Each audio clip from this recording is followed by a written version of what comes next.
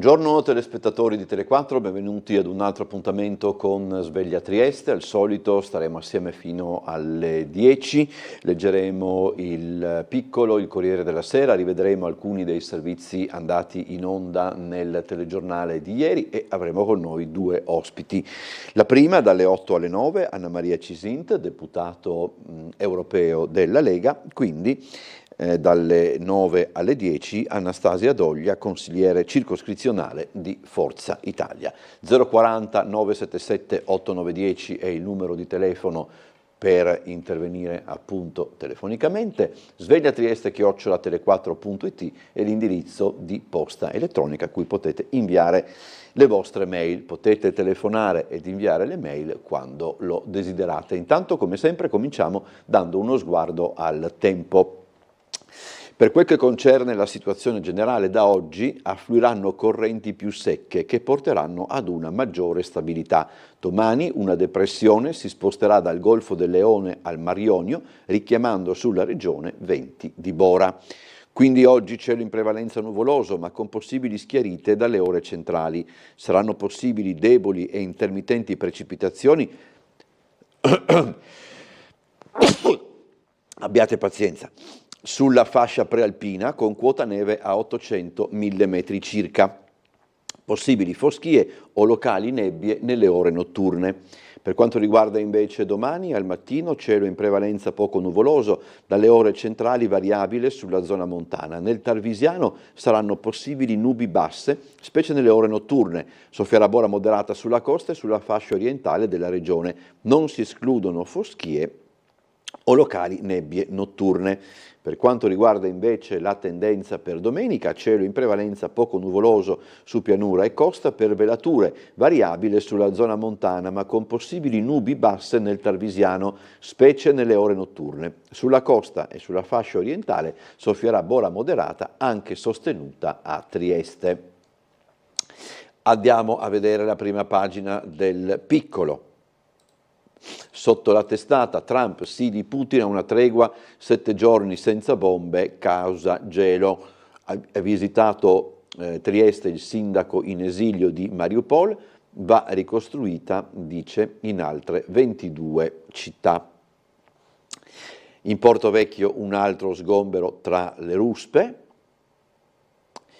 Resa dei conti Salvini-Vannacci, Meloni stoppa l'ipotesi ministro. Quindi sentiremo quello che ci dirà sicuramente l'onorevole Cisint. Poi al Burlo 1350 embrioni vengono conservati a 196 gradi sotto zero, ogni anno circa 700 procedure, nel 2024 nati 101 bambini. Il centrodestra litiga sulla sanità, Federica convoca tutti gli alleati. Gorizia volerà con Cremonini perché c'è appunto il concerto che inaugura, diciamo così, i mega concerti all'ex aeroporto Amedeo d'Aosta. Andiamo un attimo a vedere la prima pagina del Piccolo. Allora, Trump su Kiev, tregua di 7 giorni e Putin è d'accordo. L'Europa dichiara terroristi i pasdaran iraniani. C'è il giallo per un banchiere ucraino ucciso a Milano e c'è anche un quarto indagato per la strage. Come potete vedere non è inusuale che ogni tanto vi siano nei giornali appunto delle foto verticali anche in prima pagina. E questa riguarda proprio la frana che avanza a Niscemi. Non si tocchino quei finanziamenti, dice invece Salvini, per quanto riguarda la questione dei fondi del ponte, perché molti hanno detto che bisogna spostare i soldi del ponte per il progetto appunto del ponte sullo stretto per mettere in sicurezza Niscemi. Allora, poi ce ne occuperemo anche più avanti, perché a questo punto è il caso di leggere, perché stavolta davvero perché questa volta il caffè di Gramellini si occupa di qualche cosa di veramente non riesco a capire. Allora, dunque, leggiamolo. Che storia agghiacciante non solo per la temperatura. Siamo in Cadore delle Valli Olimpiche battute da una nevicata solenne. Martedì scorso, all'uscita da scuola, un undicenne sale sull'autobus Calalzo-Cortina che dovrebbe riportarlo a casa. Stacca dal carnet un biglietto da 2,50 €, ma l'autista gli spiega che la nuova tariffa olimpica è di 10 €. Mi dispiace ragazzino, devi scendere e proseguire a piedi sotto la tormenta. Il piccolo cammina per oltre 6 chilometri su una pista ciclabile gelata e quando un'ora e mezzo dopo giunge a destinazione ha le labbra viola, i vestiti zuppi e non riesce nemmeno a parlare. Intanto qualcuno dovrebbe spiegarci perché la tariffa olimpica si applica ai residenti e addirittura agli studenti, come se invece che per andare a scuola l'autobus servisse loro per recarsi alla festa di uno sponsor. E questo lo chiamerei fattore ingiustizia. Poi c'è il fattore ottusità. L'autista avrebbe potuto chiudere la questione staccando 4 biglietti dal carnet, 2,5 per 4 uguale 10. Mi rendo conto della complessità della moltiplicazione, ma con l'ausilio del telefonino ce la si può fare. Ed eccoci al terzo fattore, il fattore ICE, intesa come milizia Trump ma anche come ghiaccio nelle viscere. Con quale coraggio abbandoni al gelo un passeggero che è poco più di un bambino? Prima lo porti al sicuro e poi ti fai rimborsare dai suoi genitori. Resterebbe il fattore umanità, ma al momento risulta disperso. Forse sta ancora camminando da solo sotto la neve. Ed è veramente qualche cosa di agghiacciante purtroppo in tutti i sensi. Allora, andiamo a cominciare la lettura del piccolo e troviamo, eccoci qua. Allora, Vadim Boychenko è il sindaco in esilio di Mariupol, un'altra Mariupol per gli sfollati dalla città caduta. Il sindaco in esilio, piano per la costruzione di 5.000 alloggi popolari in terra ucraina. Fiero di mio figlio al fronte come tanti altri giovani, noi una barriera per l'Europa. Il sindaco in esilio di Mariupol ieri ha incontrato anche il segretario generale dell'INCE Dalmas e ha esposto questo progetto anche appunto all'INCE. Vediamo il servizio. Costruire 5.000 case popolari in social housing per gli sfollati di Mariupol. È il piano presentato a Trieste nella sede dell'INCE da Vadim Boychenko, sindaco della città portuale ucraina invasa dalla Russia nel 2022. Ringraziando per il sostegno l'Italia e il suo governo, il sindaco, che è anche a capo dell'amministrazione militare della città, ha ricordato la tragedia dei 12.500 civili uccisi nell'invasione e dei 200.000 profughi accolti in 22 città dell'Ucraina. Il progetto, per il quale chiede aiuto soprattutto economico ma non solo agli altri paesi europei, mira a permettere alle tante famiglie sfollate di avere nuovamente una casa nel loro paese. Перше, що ми вже отримуємо допомогу від уряду Італії, дякуємо. Stiamo già ricevendo il sostegno e il supporto dell'Italia all'Ucraina. Questo supporto ci aiuta a difendere quei principi importanti, la democrazia. Dunque il nostro obiettivo è costruire 5.000 abitazioni, creando anche la fiducia dei nostri partner internazionali. E questo progetto è stato da noi presentato, abbiamo avuto l'onore di presentarlo alla conferenza internazionale per la ricostruzione dell'Ucraina. E dunque il progetto che è nato in Italia speriamo che avrà anche il contenuto italiano, il supporto italiano, tecnologia italiana. Nell'INCE dal 1996 l'Ucraina ha fin dall'inizio del conflitto il sostegno dell'iniziativa centroeuropea, come hanno spiegato il segretario generale Franco Dalmas e il vice segretario Yuri Mushka. Ho visto una profonda lucidità e visione e orgoglio nel difendere il popolo ucraino e nel dare la dignità ad una democrazia giovane che è stata messa seriamente in pericolo, ma nel pericolo nel quale vive oggi l'Ucraina ci sta la difesa incondizionata dell'Europa. Allora, mandiamo adesso in onda un altro servizio che abbiamo realizzato ieri, anzi ne mandiamo in onda tutte e due, perché ieri c'è stato un ennesimo sgombero di migranti dal Porto Vecchio. Le forze dell'ordine, coordinate dalla prefettura, hanno identificato la posizione dei migranti presenti negli edifici 7 e 10 per il trasferimento nei centri di accoglienza e la messa in sicurezza degli stabili. In una settimana sono stati circa 300 i migranti ricollocati. Fra i tanti migranti presenti ieri mattina, uno poi ha voluto raccontarci la sua storia. Si chiama Rais, ha 40 anni, proviene dall'Afghanistan. Ha voluto fortemente l'Italia perché lo considera il miglior paese per chi come lui sfugge dalle persecuzioni. Nuova operazione di controllo e sgombero nell'area di Porto Vecchio questa mattina, gestita dalla Questura di Trieste, con particolare riferimento ai magazzini 7 e 10, dove negli ultimi mesi hanno trovato temporanea dimora numerosi migranti richiedenti asilo. L'intervento è coordinato dalla Prefettura e si inserisce nel più ampio piano di monitoraggio e messa in sicurezza della zona. Oggi a partire dalle 7 numerose persone, oltre 150, si sono radunate sotto il porticato d'accesso all'antico scalo affacciato sul Largo Santos in attesa delle forze dell'ordine e del personale dedicato alla loro identificazione e presa in carico, con successivo trasferimento nei centri di accoglienza presenti sul territorio nazionale.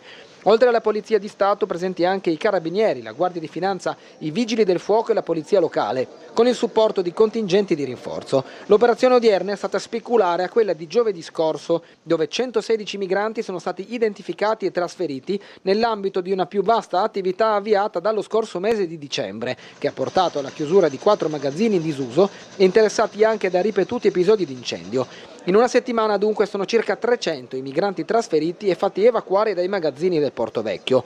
Coinvolto anche l'ufficio immigrazione per l'esame delle posizioni di soggiorno, l'azienda sanitaria per le verifiche mediche e l'individuazione di eventuali situazioni di vulnerabilità, nonché l'UNHCR per l'informativa legale ai migranti. Per il supporto logistico sono state installate tensostrutture e predisposta la distribuzione dei pasti.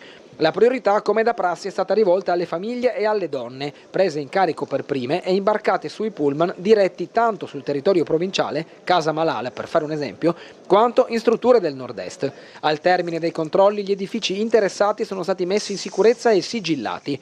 Parallelamente, per altri 2 magazzini limitrofi, la Regione ha avviato le procedure di chiusura per il ripristino delle condizioni di sicurezza e igienico-sanitarie, anche in vista dell'imminente avvio dei cantieri di riqualificazione dell'area. Dietro i numeri, centinaia di storie. Preso dal mucchio dei numerosi migranti oggi coinvolti nell'attività di sgombero e trasferimento a opera delle forze dell'ordine, a voler parlare di sua spontanea volontà è stato Rais, afghano di 40 anni che ha lasciato il suo paese per raggiungere l'Italia, la nazione, ha detto, più bella del mondo. C'è da crederci se stiamo alle condizioni difficili che ha lasciato e all'assistenza che il bel paese gli ha riservato. I come from Afghanistan, so I come Taliban in this problem, so. Vengo dall'Afghanistan, sono scappato dal pericolo rappresentato dai talebani. Ho attraversato l'Iran, la Turchia, la Bulgaria, poi la Serbia, la Bosnia, il nord dei Balcani, tutto a piedi. Poi sono arrivato finalmente in Italia, il paese migliore al mondo. Adoro l'Italia perché mi ha dato alloggio, molta assistenza, soldi, scarpe e tutto.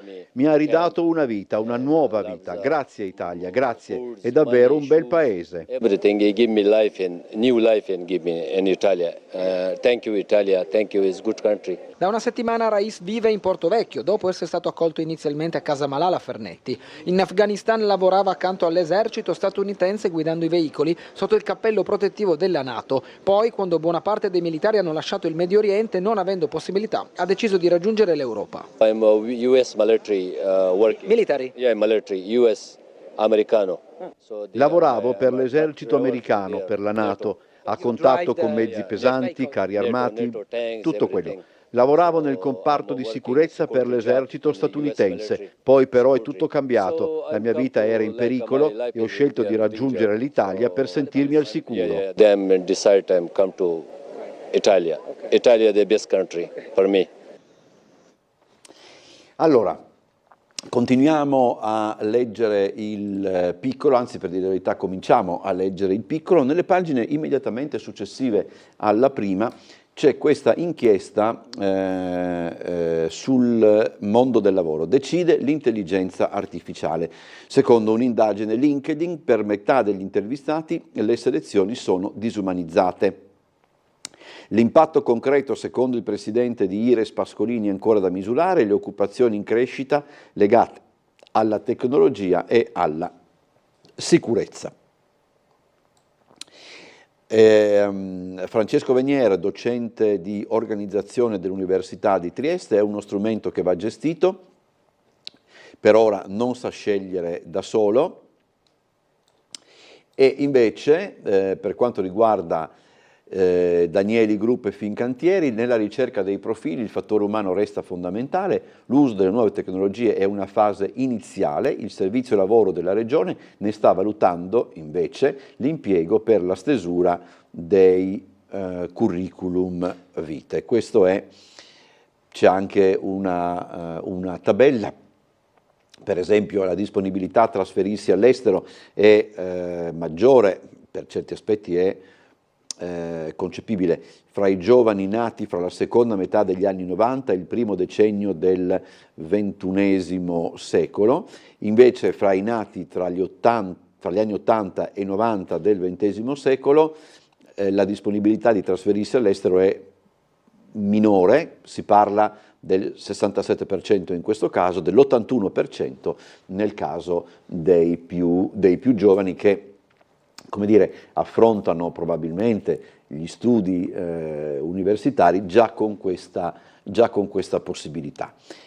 Allora, poi andando avanti, tregua del gelo in Ucraina, stop agli attacchi per una settimana, l'abbiamo visto, e poi magari di politica interna ci occuperemo leggendo il Corriere della Sera. Abbiamo visto la questione Mariupol, andiamo avanti e arriviamo alla resa dei conti in seno alla Lega. Vannacci alla resa dei conti, appunto, scontro sull'iniziativa con Casa Pound, faccia a faccia fra appunto Salvini e il generale per oggi. Meloni stoppa l'ipotesi ministro, il vannacciano Furgiuele invita i neofascisti alla Camera e Fontana dice è inopportuno.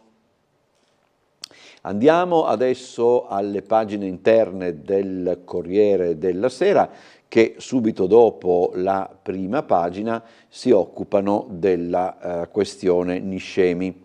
In volo sulla frana, qui è peggio del Vajont. Questa è la frase shock del responsabile nazionale della protezione civile. Crollati 350 milioni di metri cubi, l'esperto sostiene che saranno divorati altri 30 metri di città. Nel mirino dei PM i fondi e i progetti mancati, e questa è una panoramica di Niscemi con le case in bilico. Questa foto è stata scattata durante il sopralluogo effettuato ieri. La geologa Pappalardo, il ciclone ha dato l'ultima spinta, mettere in sicurezza l'intera zona sarà difficile. Tutto è iniziato il 6 gennaio, sul versante ovest con scarpate di 6 o 7 metri, poi il 25 gennaio sono due fronti che si sono uniti, adesso bisogna aspettare, anche se è brutto dirlo, e secondo le autorità di bacino l'area di rischio aumenterà di 8 volte. Se andiamo ad ingrandire la pagina possiamo vedere anche la situazione prima, qua, e invece dopo, cioè adesso, ed è veramente qualche cosa che fa impressione. Sulla questione si occupano anche le altre pagine. Lo stop di Salvini, i soldi per il ponte non si toccano, il ministro si va avanti con i cantieri, Tajani apre all'ipotesi di anticipare alcune risorse, poi la precisazione. Allora, che cos'è? Molti hanno detto storniamo i fondi per il ponte sullo stretto per intervenire sulla zona di Niscemi. Salvini stoppa questa ipotesi. Il ministro chiede chiarezza dopo i segnali da Fratelli d'Italia, il faccia a faccia con Meloni. E Salvini che chiede chiarezza. Meloni lo rassicura, ma il decreto sull'opera slitta. C'è poi una di spalla da Bruxelles, l'assist di Fitto, la strada dei fondi di coesione dell'Unione Europea, appunto per intervenire in tal senso. Insomma. Quindi, e poi c'è questa foto abbastanza emblematica di una signora che probabilmente è riuscita a recuperare qualche cosa da casa sua e sta andando, diciamo, no, qualche cosa ha recuperato anche, lo vedo adesso, ha recuperato anche una statua della Madonna, quindi insomma è una bella foto, per dire la verità. Allora, vedo che siamo collegati con la sala operativa della Polizia Locale, abbiamo in linea l'assistente scelto Marco Cernecca, che saluto, buongiorno. Buongiorno a lei e buongiorno a tutti i telespettatori. Allora inizierei con la situazione attuale, sì, che vede il traffico chiaramente scarso ma in aumento sulla rete cittadina. Non abbiamo al momento segnalazioni di intralci o di incidenti. La notte è passata in modo tranquillo, non abbiamo registrato sinistri stradali e le nostre pattuglie sono intervenute su alcune richieste inerenti passi carrai e altre soste con intralcio ad altri veicoli. Inoltre abbiamo avuto una segnalazione da parte dei Vigili del Fuoco in salita di Zugnano 84 per un loro intervento, ma tutto è terminato prima dell'arrivo del nostro personale. Okay. Per quanto concerne i lavori in agenda oggi, ricordo che sono previsti appunto per l'ammodernamento di impianti semaforici, lavori sugli impianti posti all'intersezione con via Coroneo, Largo Piave e via Coroneo, via Zanetti, con inizio verso le ore 9 e termine previsto verso le ore 13. Noi saremo sul posto per viabilità, chiaramente compatibilmente con le situazioni meteo, che però oggi da quanto sappiamo non dovrebbe prevedere pioggia. Ricordo che con oggi hanno inizio dei lavori di potatura degli alberi in via Reis Romoli, zona Borgo San Sergio, e proseguiranno anche nei primi giorni del mese di febbraio. Per cui chi ha i veicoli parcheggiati in zona, diciamo, si porti sul posto per spostarli, per evitare chiaramente delle possibili rimozioni. Okay. Da Cegas abbiamo una segnalazione che per il ripristino di un chiusino metallico della rete elettrica ieri hanno effettuato un cantiere in via Dalviano al Civico 86/1 con un senso unico alternato e non abbiamo avuto notizie ulteriori in merito alla fine dell'intervento. Altre cose per oggi non avrei da ricordare, per cui vi ripasserei la linea augurando una buona giornata. Grazie, buona giornata anche a lei, agente Cernecca, e come sempre noi ci risentiamo durante il telegiornale delle 13:20, ove fosse necessario siamo comunque a disposizione per avvisi ed altro, speriamo di no, perché vorrebbe dire che c'è qualche cosa che non funziona. Grazie ancora e buon lavoro. Grazie a lei, buon lavoro, grazie. Allora, devo fare una rettifica per quanto riguarda le nostre ospiti.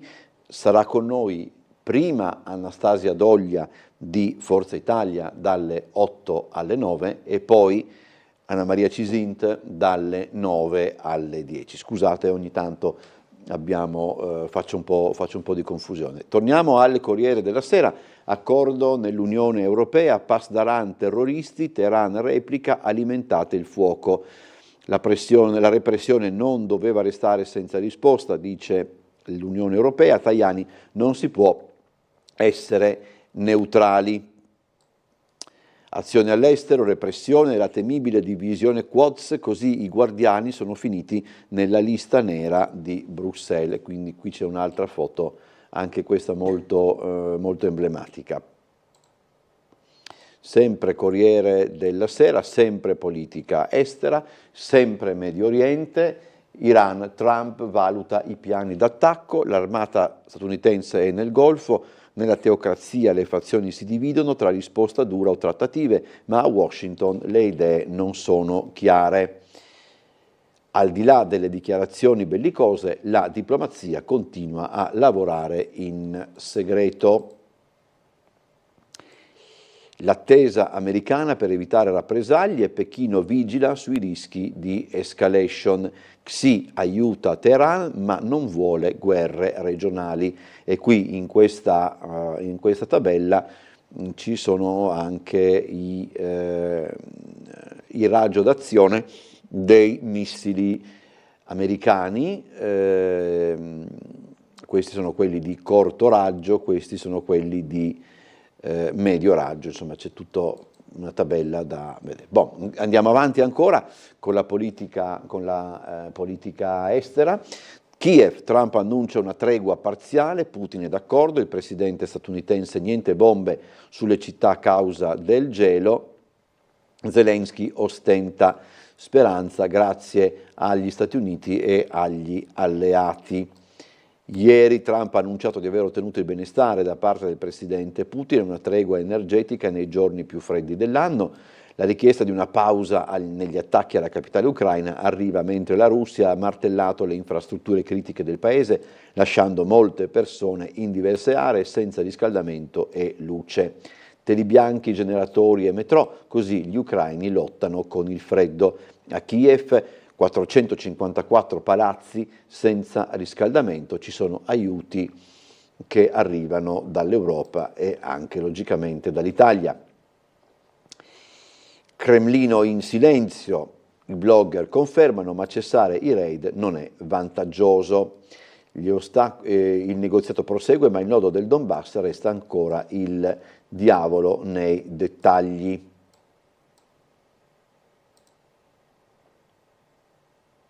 Lo zar dei confini tenta la svolta, regole più rigide per gli agenti ICE.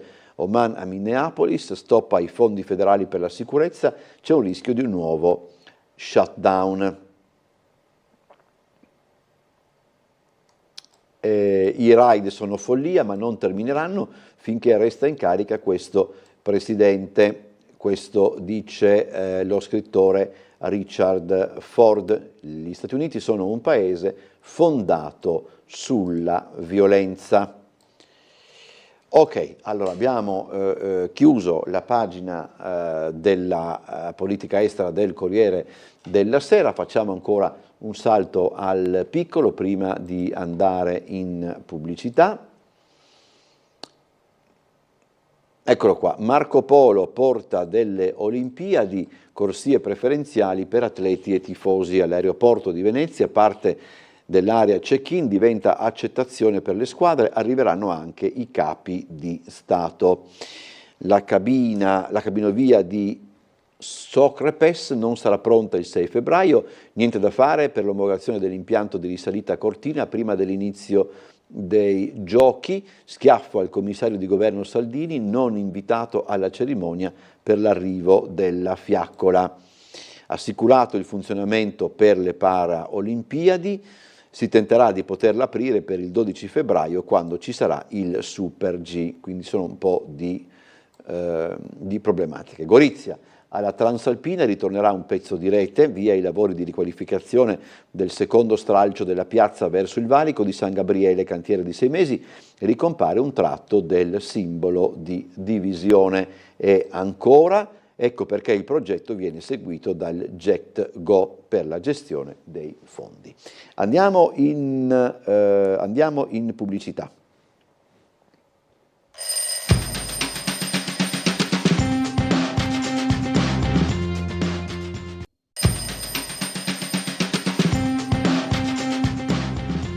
Allora rientriamo in studio, cronaca regionale, piano oncologico. Federica convoca i segretari della maggioranza fissata per oggi. La riunione si concentrerà sulla sanità dopo le dimissioni evocate da Riccardi.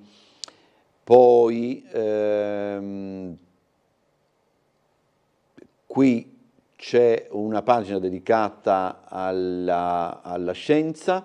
Siamo al centro di fisica teorica, la sfida europea sulle tecnologie quantistiche, attenti ai rischi. Questo è all'interno di una serie di iniziative che ricordano i 100 anni dalla nascita del premio Nobel Abdus Salam, che creò il centro di fisica nel 1964. Bufera sul titolare del Ministero degli Interni a pochi giorni dal decennale dell'omicidio Regeni. Piantedosi loda i servizi egiziani, un caso l'incontro fra i ministri. C'è appunto una nota molto dura da parte del deputato del PD Gianni Cuperlo, ma per esempio anche l'avvocata Ballerini è il regime che ha torturato e ucciso Regeni. Ieri a San Giovanni, nel comprensorio dell'ex OPP, per commemorare il 10° anniversario dell'assassinio, perché insomma di questo si parla, di Giulio Regeni, è stata posizionata una targa sulla panchina che ricorda appunto Regeni nell'ex OPP. Un gesto piccolo, un gesto però molto significativo e molto sentito. Ogni anno in questo periodo abbiamo fatto qualche cosa, sempre piccoli gesti per ricordare al mondo, all'umanità, che una persona brava, giusta, intelligente, oggi non c'è più. Un piccolo gesto dal valore simbolico enorme. Stamani è stata scoperta una targa posizionata sulla panchina gialla che nel parco dell'ex OPP ricorda Giulio Regeni, lo studente di Fiumicello trucidato 10 anni fa dai servizi segreti egiziani. L'iniziativa, voluta dall'associazione L'Una e l'Altra, che opera all'interno del Dipartimento di Salute Mentale di Asugi, si è svolta all'insegna dell'informalità, senza cerimonie o fronzoli. La targa in ceramica, realizzata da Marina Barnabà, scrive semplicemente: Giulio continua a fare cose. Sto riprendendo il testo di Paola De Fendi, perché effettivamente è così, sta continuando a movimentare umanità in giro per il mondo. L'impegno dell'associazione in ricordo di Giulio Regeni incrocia uno degli scopi di L'Una e l'Altra, la difesa delle libertà. La libertà è fondamentale e Giulio non l'ha avuta, la libertà di studiare, lavorare e di vivere oltre i suoi 28 anni. La figura di Regeni dunque assume per l'associazione un contorno particolare ed universale nel contempo. Un'icona alla quale ci ispiriamo poi per le lotte che facciamo per la libertà di tutte e tutti e di ognuno e per il rispetto di verità e giustizia. Allora, siamo sempre con il piccolo, siamo arrivati alle pagine che riguardano Trieste. C'è un pezzo di Giampaolo Sarti perché è venuta a mancare la clochard che si chiamava Danica e che passava le giornate, come scrive appunto Sarti, soprattutto in Ponte Rosso, si è spenta in ospedale, la clochard che non voleva un aiuto, e Sarti ricostruisce anche la parte della storia della donna, che è una storia molto, per certi aspetti, molto pesante, e con tutta probabilità la donna è morta anche in conseguenza del freddo che si era abbattuto sulla città nei giorni scorsi. Il decesso risale alla notte dello scorso 9 di gennaio. Era un personaggio, diciamo, non si poteva eventualmente, non si poteva girare per la zona di Ponte Rosso senza incontrarla. Prima, per esempio, la si poteva vedere, ma parecchio tempo fa, in via Pascoli, ed è una storia molto, molto particolare che andrebbe letta. Allora, andiamo avanti, sempre per quanto riguarda il Piccolo. Minaccia di morte ai sanitari, arrestato vedendosi rifiutata una dose di farmaci, un paziente ha dato in escandescenze, urlando frasi del tipo "vi taglio la testa", ed è una nuova aggressione al personale del centro di salute mentale di via Gambini. Ce ne siamo occupati e possiamo far vedere il servizio. Prima sfascio un ufficio del centro di salute mentale di via Gambini, poi minaccia di morte 2 operatrici sanitarie. È stato arrestato dai carabinieri della stazione di via dei Tomins il giovane, seguito anche dal Dipartimento Dipendenze, protagonista dell'episodio avvenuto nella giornata del 28 gennaio. Sono stati proprio i militari ad evitare per un soffio che le minacce non si trasformassero in un pestaggio delle 2 dipendenti di Asugi. L'uomo è stato ammanettato e portato in caserma dopo aver sfasciato telefoni, computer e mobili della struttura pubblica. Un allarme, quello delle aggressioni sanitarie in ospedali e distretti, che porta alla ribalta a cronache analoghe praticamente ogni settimana, destando la forte preoccupazione degli operatori e le reiterate denunce dei sindacati. Ennesima aggressione a degli operatori sanitari. Come UIL e FPL condanniamo questo grave evento. Non è accettabile che chi quotidianamente garantisce il diritto alla salute a tutti i cittadini non sia a sua volta tutelato mentre svolge la sua attività.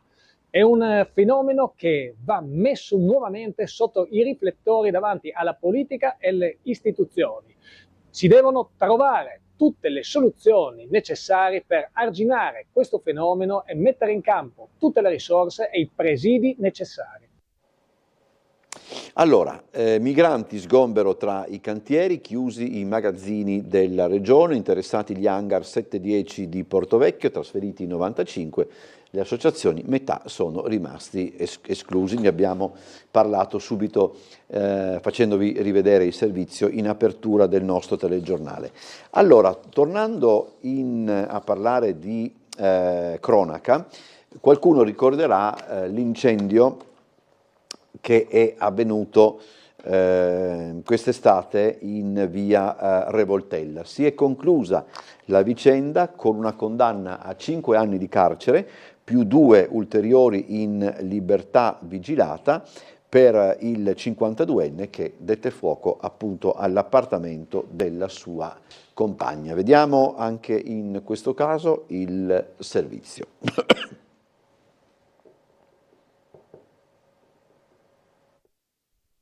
Il ragazzo nel frattempo era difficile tenerlo calmo perché continuava a urlare, c'era sempre più fumo nero, era irrespirabile dalla parte mia, quindi non immagino da lui, e minacciava di buttarsi di sotto giustamente perché aveva paura. Così una residente in zona lo scorso 14 agosto raccontava la scena a cui molti avevano assistito quella notte. Non si trattava però di un incendio dovuto al classico guasto elettrico o sigaretta lasciata accesa, ma di un'azione volontaria, quella dello stesso 52enne, poi rimasto intrappolato dalle fiamme e salvato dai pompieri, che al termine dell'ennesima lite con la compagna gli aveva incendiato la casa. L'intero stabile all'epoca fu evacuato con una notte di paura per i residenti per le proprie abitazioni.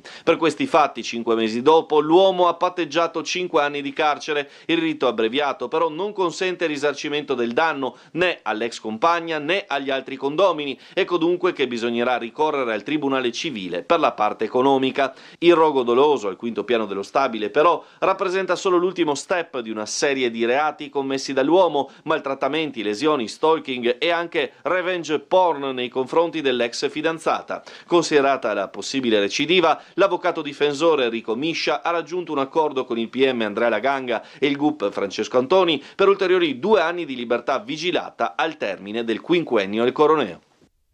Torniamo al Corriere della Sera, riprendiamo le questioni collegate ai Giochi Olimpici invernali, i fari del Viminale sui cortei contro gli agenti statunitensi, 4 giorni di allerta, manifestazioni a partire dal 5 febbraio, i loro uomini saranno solo 3, gli agenti dell'AIS. Ritardi sui pannelli dei treni dietro una ragazza sui social di Milano Cortina. I ritardi dei treni sono talmente strutturali da finire nella comunicazione ufficiale, scrive Italia Viva con Salvini nel mirino. Giuseppe Sarcina si occupa anche della diplomazia dei posti, perché la presenza di numerosi capi di Stato come posso dire, innesca anche questo tipo di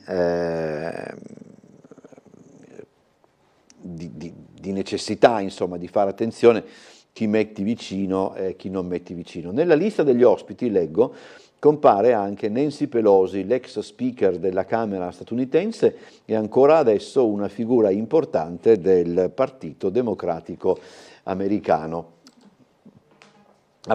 Allora, andiamo avanti, abbiate giusto un attimo di pazienza, sempre per quanto riguarda il Corriere della Sera, però in realtà adesso parliamo del campo Ferrini.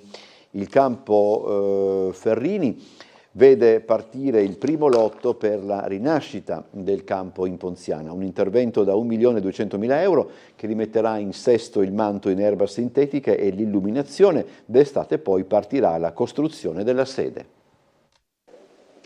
Sono partiti da pochi giorni i lavori per la riqualificazione del campo di calcio di Ponziana, il Ferrini. Vedete i marsugli del manto erboso che è stato rimosso.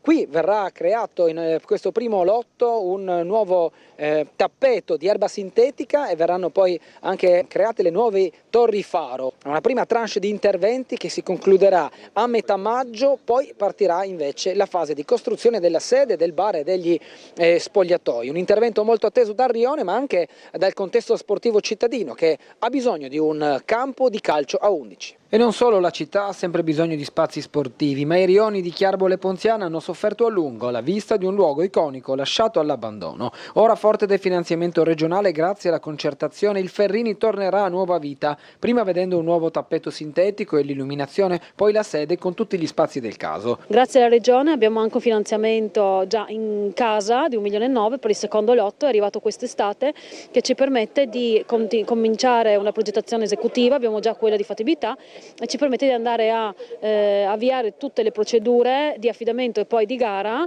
per gli spogliatoi e per il bar, zona servizi e biglietteria. Da qui un primo intervento quando all'allora presidente della Triestina era Biasin, qui si voleva fare un partenariato pubblico-privato, era in previsione una grande struttura con un finanziamento in parte pubblico e in parte privato, quindi c'era stato un primo finanziamento da 1.200.000 euro, poi sappiamo che Biasin purtroppo ci ha lasciati prematuramente a causa di un incidente, quel progetto è saltato e allora la regione è intervenuta. Una volta completato rimane il rebus di chi potrà utilizzare quell'impianto. La risposta arriverà dalla gara d'appalto che il comune bandirà a breve per l'aggiudicazione in concessione di quello più altri campi di calcio a 11 e a 7. Farei presenti oggi anche alcuni consiglieri che si sono spesi per la rinascita del Ferrini, tra loro Corrado Tremul, che ha proposto di poter collocare una targa in memoria dell'ex presidente della Triestina Mario Biasin. Il parcheggio del Silos opportunamente predisposto grazie ad un accordo fra Alleanza 3.0, Confcommercio e Comune di Trieste, chiuderà il 1° di febbraio. Il presidente camerale Pauletti prefigura già un futuro con stalli a pagamento nell'area.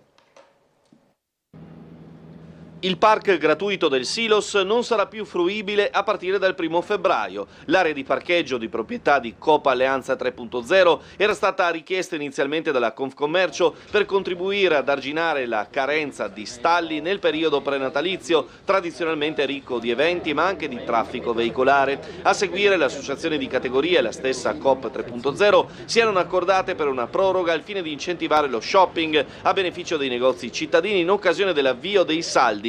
L'utilizzo del parcheggio da 455 posti è stato particolarmente frequente dai primi di dicembre, con più giornate di tutto esaurito. Dopo l'Epifania, anche in virtù del affievolirsi dei flussi turistici, il park è stato meno affollato, ma comunque con un tasso di occupazione medio che ha oscillato tra il 50 e il 60%, con punte maggiori nei weekend. Il presidente di Confcommercio, Antonio Pauletti, prefigura però da subito il futuro dell'area. Confcommercio Trieste, insieme a Coop Alleanza 3.0 e i vari partner hanno fatto un regalo alla città anche quest'anno, mettendo a disposizione 455 posti gratuitamente per tutto dicembre e per tutto gennaio, perciò le feste natalizie e i saldi, facendo contenti sia i commercianti sia i tristini e sia soprattutto gli ospiti turisti. È chiuso temporaneamente, adesso stiamo trattando, stiamo vedendo con la Coop Alleanza 3.0 il proseguo, come procedere. Sicuramente non sarà più gratuito, ma speriamo di trovare un accordo per comunque dotare e donare alla città un parcheggio importante di sfogo in maniera comunque temporanea. Voglio ricordare che quel parcheggio è, come dire, di pertinenza del futuro, costruendo, si spera, un nuovo centro commerciale. Allora, vediamo dal piccolo. Cremonini decolla a Campovolo. L'artista aprirà la stagione dei grandi live all'aeroporto di Gorizia, concerto il 31 maggio, data zero del tour. Da oggi partono le prevendite. Vediamo il servizio che ieri ha realizzato Laura Buccarella.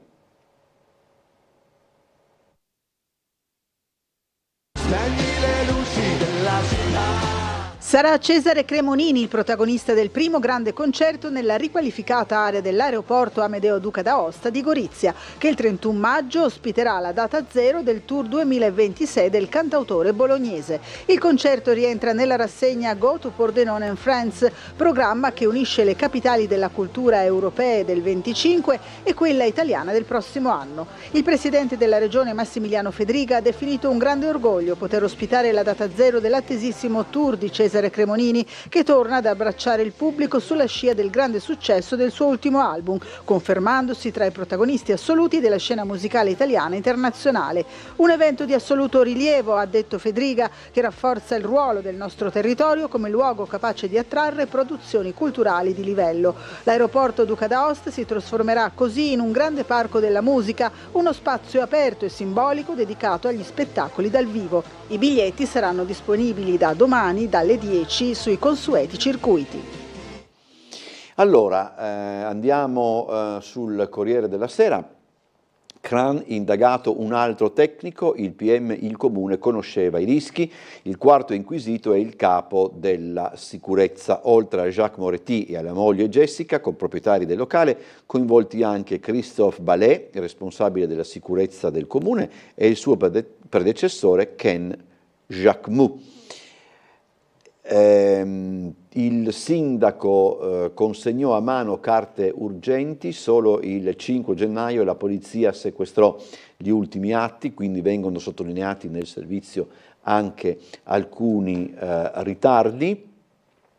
Moretti e la riunione segreta tra i dipendenti dopo il rogo e poi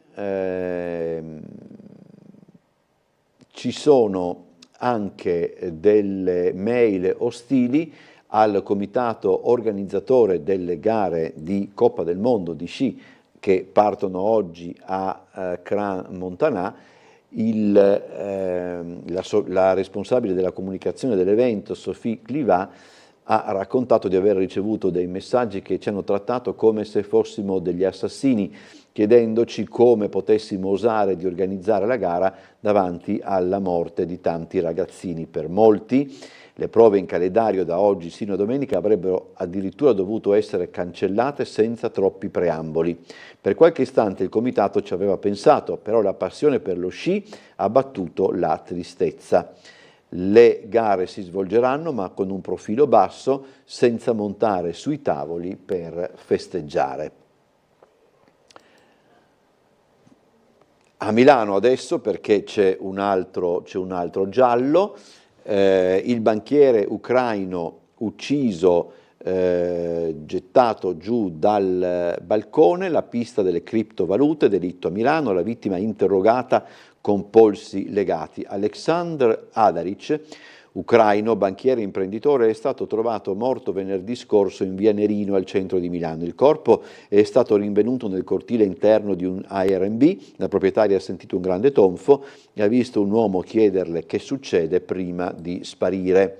Dopo diversi giorni si è accertato che quel corpo apparteneva a uno dei più facoltosi uomini d'Ucraina.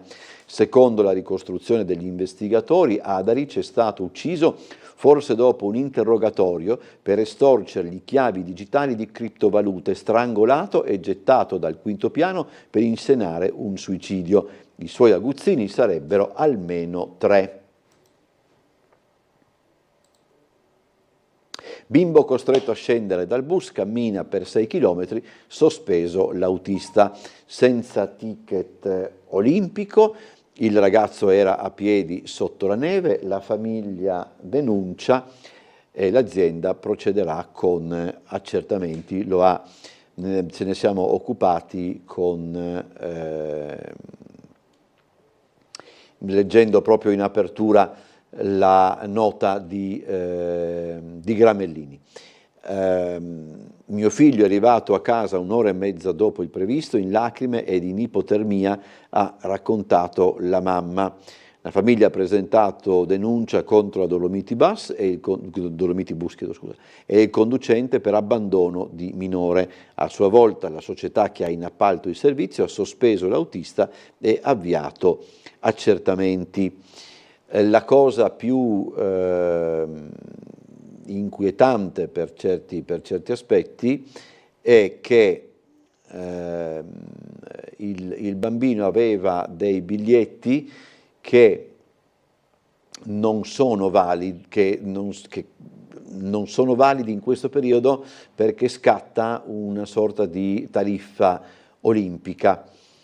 Il sindaco di Vodo dice: trovo assurdo il prezzo di 10 euro per una tratta così breve anche per pendolari e studenti, ma questo è un altro discorso che andrà affrontato in altre sedi.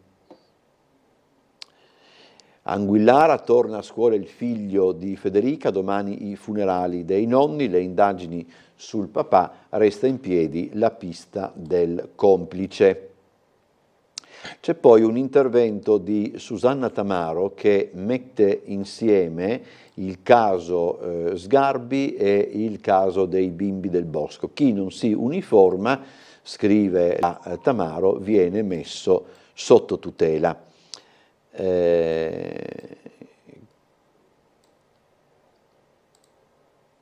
Ancora, guida dopo la droga, la consulta frena la stretta, va dimostrato il pericolo. Per la Corte non basta la positività perché scatti la sanzione. Salvini, con il nuovo codice ci sono stati meno morti ed incidenti. Andiamo ancora avanti, possiamo saltare, siamo arrivati alla pagina che anticipa la pagina di cultura e di spettacoli. Facciamo così, vi facciamo vedere adesso il servizio sul nuovo bando che ha a che fare con i progetti culturali delle piccole e medie imprese, un bando regionale che stanzia complessivamente quasi 2.600.000 euro. Ieri a Udine c'è stata la presentazione di questo provvedimento.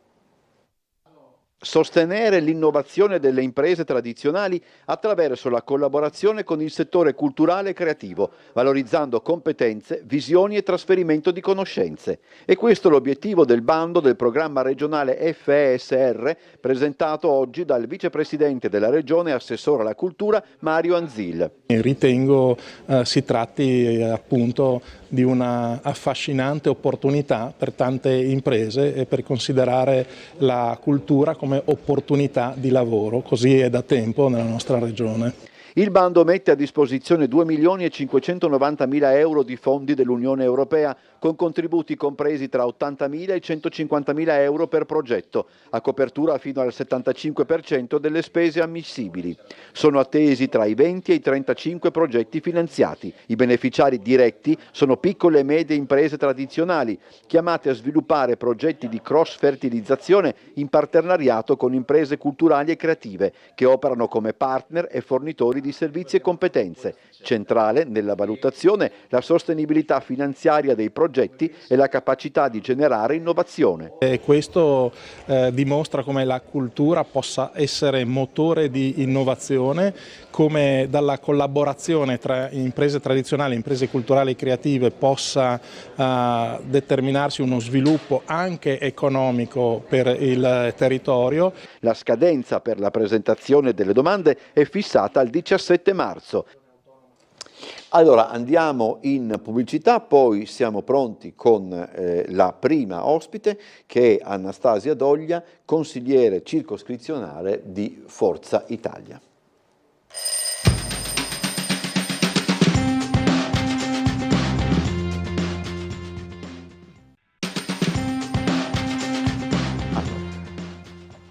Allora, eccoci pronti con il primo ospite, che ripeto è Anastasia Doglia, consigliere circoscrizionale e capogruppo di Forza Italia in quarta circoscrizione.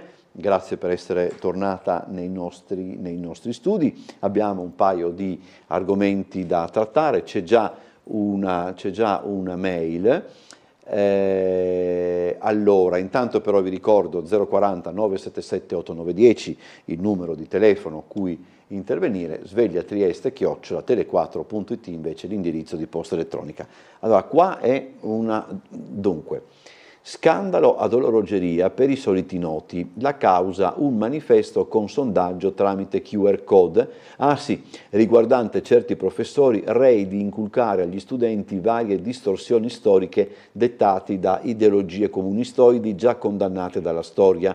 Conseguenze, sinistri e CGIL sulle barricate, giacché si rendono conto che la piovra, oltre a perdere la roccaforte della giustizia, sta perdendo pure i tentacoli insiti nell'istruzione, cosa che a breve non permetterà loro di mantenere i ben noti privilegi di casta. È ora di cambiare, scrive il signor Piero, che si riferisce, adesso ho capito, a quella sorta di, so come definirlo, sondaggio in rete che diceva: se avete dei professori, degli insegnanti che manifestano idee di sinistra, segnalatecelo, eccetera, che mi sembra, vabbè, non so se vuole commentare. Intanto buongiorno a tutti, grazie per l'invito. Purtroppo è una cosa, insomma, che va avanti da una vita, la storia, le materie umanistiche, la prevalenza delle persone qui scelgono queste istruzioni e anche certi mestieri. Purtroppo un ragazzino alle elementari, magari alle medie, non ha ancora questa formazione politica, questo poter discernere, per cui alla fine studia, impara dai libri, dopo impara il resto lo apprende da altri canali o in maniera più obiettiva a 360 gradi più avanti e esternamente dalla scuola. Mi spiace dirlo, ma è sempre stato così. Dopo ci vorrebbe anche lì una normativa. Queste cose qua andremo avanti anni e anni. Diciamo che è giusto farci una cultura, farci una nostra presa di posizione che però matura con gli anni. Quindi l'importante è sempre apprendere, attingere da più correnti, da più canali e dopo farsi un'idea propria, e dopo ognuno decide di abbracciare se scegliere di essere di sinistra o di destra. Siamo in una nazione liberale, per cui libera scelta a tutti quanti.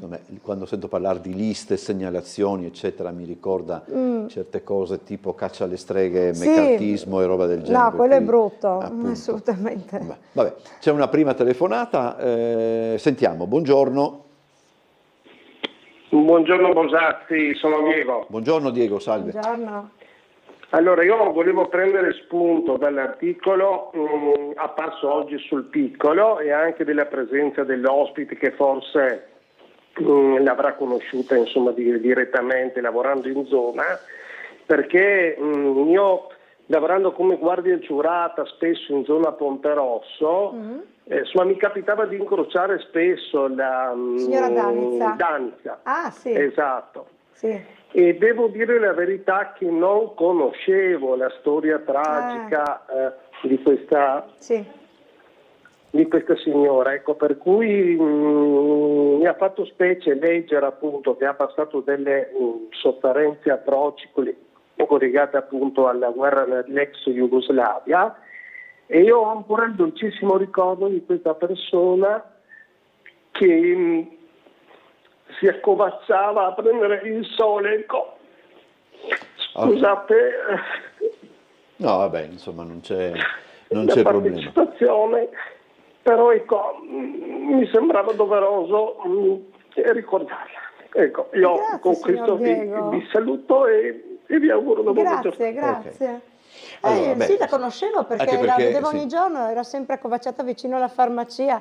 Allora, so che è stata sepolta con il rito della Chiesa serbo-ortodossa, e appunto è morta adesso all'inizio di gennaio.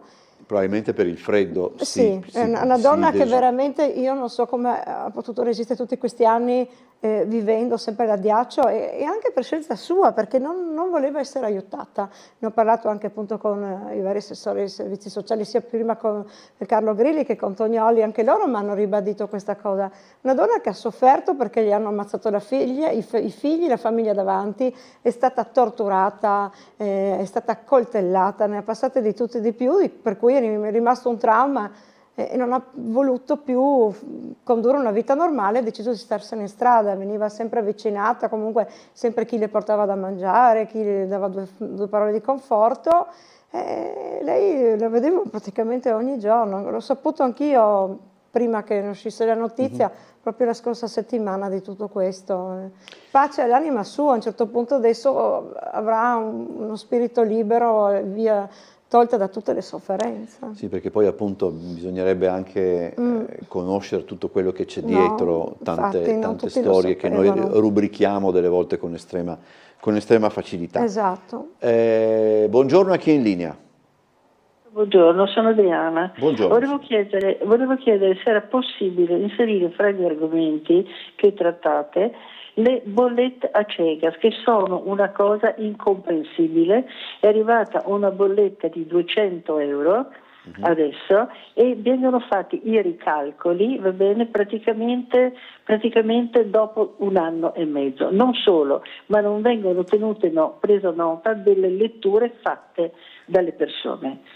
Quindi vorrei dei chiarimenti, perché ritengo che l'acqua sia un bene primario e praticamente ho letto sul servizio AERA che normalmente una famiglia di 2 persone, dico 2 persone, dovrebbe spendere al massimo 300 euro l'anno. Qui siamo già a una bolletta di 200 euro.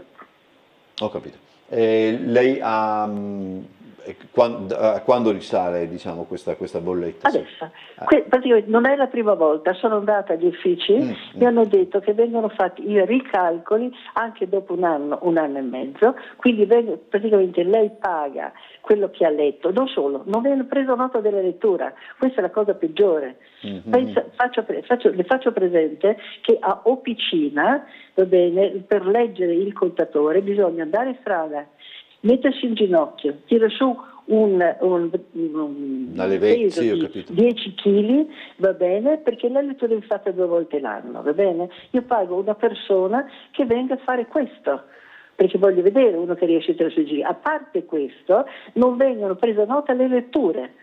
fatte normalmente ogni 2 mesi. Perché questo? Perché praticamente il prezzo dell'acqua cambia di mese in mese. Cosa succede? Succede che viene calcolato meno quello che è, diciamo, la distinzione di metri cubi ad oggi, ricalcolando all'indietro, e questo non è accettabile. Ok, non so come... Bisognerebbe parlare con qualche responsabile delle Cegas. Io sono andata negli uffici e mi è stato detto: signora, così è. Sì, vabbè, così è, perché i nostri tubi sono come dei colabrodi. Se la vuol spendere meno, la vada a Monfalcone. Grazie. Vabbè, come sempre certe risposte volentieri la vado in Friuli. Sì, certe risposte lasciano veramente stupiti, insomma. Operatore che trovi risposta che avrai. Io ho avuto fortuna di trovare persone molto gentili, là in via dei Rettori mi avevano risolto una problematica, e da dire che bisogna stargli molto dietro a questi gestori, nel senso che o sei tu tecnologico e fai le autoletture perché c'è anche un sistema di SMS, poi bisogna vedere anche che magari non ci siano degli spandimenti, perdite d'acqua, che tante volte sono quelli che generano delle bollette più alte proprio perché non sono calcolate in maniera corretta. Quindi sono tante cose. Poi se la signora dice che anche il contatore è situato in una posizione scomoda, sarebbe anche da chiamare il numero verde e farne mettere uno nuovo eventualmente. Però ecco, non sono esperta nel ramo, però penso così come da cittadina, ecco, in questo momento. Allora, Claudio Visentin le chiede se intende portare avanti l'idea del poliziotto di quartiere. Sì, la nostra battaglia continua e che siamo sempre in continuo anche, diciamo, dialogo con le forze dell'ordine. Io mi sento regolarmente con i comandanti delle caserme, dei carabinieri, abbiamo parlato con la polizia, le polizie locali, sono venuti anche a fare un'audizione da noi in circoscrizione, proprio parlando anche del vigile del quartiere. Dopo altri consiglieri della circoscrizione hanno parlato anche del comitato di vicinato, tutta una serie di forme di vigilanza, di monitoraggio per la nostra sicurezza. Il poliziotto di quartiere e anche la prefettura attenzionata in merito. Un'altra cosa sarebbe anche da introdurre il metal detector, che sempre più viene fuori, anche perché oltre agli atti di delinquenza comuni adesso ci sono anche più atti di violenza minorile, baby gang, maranza. Proprio l'altro giorno ho sentito una mia conoscente che lavora come insegnante alle scuole medie, è stata aggredita da un ragazzino di 11 anni che aveva il coltellino in tasca, cioè 11 anni. È grave questa cosa, com'è grave il fatto anche di questi ragazzini che girano di sera, sedicenni che aggrediscono altri ragazzi minorenni per strada per portargli via un giubbotto. Io 16 anni ero a casa la sera, non potevo uscire dopo le 8, io non capisco, questi sono sempre in giro. In più c'è questa forma, hanno i cellulari alla mano, seguono i social e TikTok e vanno a emulare questi personaggi di periferia che vanno a commettere atti di violenza gratuita e loro fanno uguali, non va bene. Qua ci vuole veramente maggiore monitoraggio e pattugliamento di quartiere, poliziotto appunto che sia presente in tante vie in maniera dinamica da poter scorgere e poter controllare e reprimere immediatamente questi atti. Allora, sentiamo la prossima telefonata in linea. Buongiorno. Buongiorno, quasi Gianni. Buongiorno Gianni.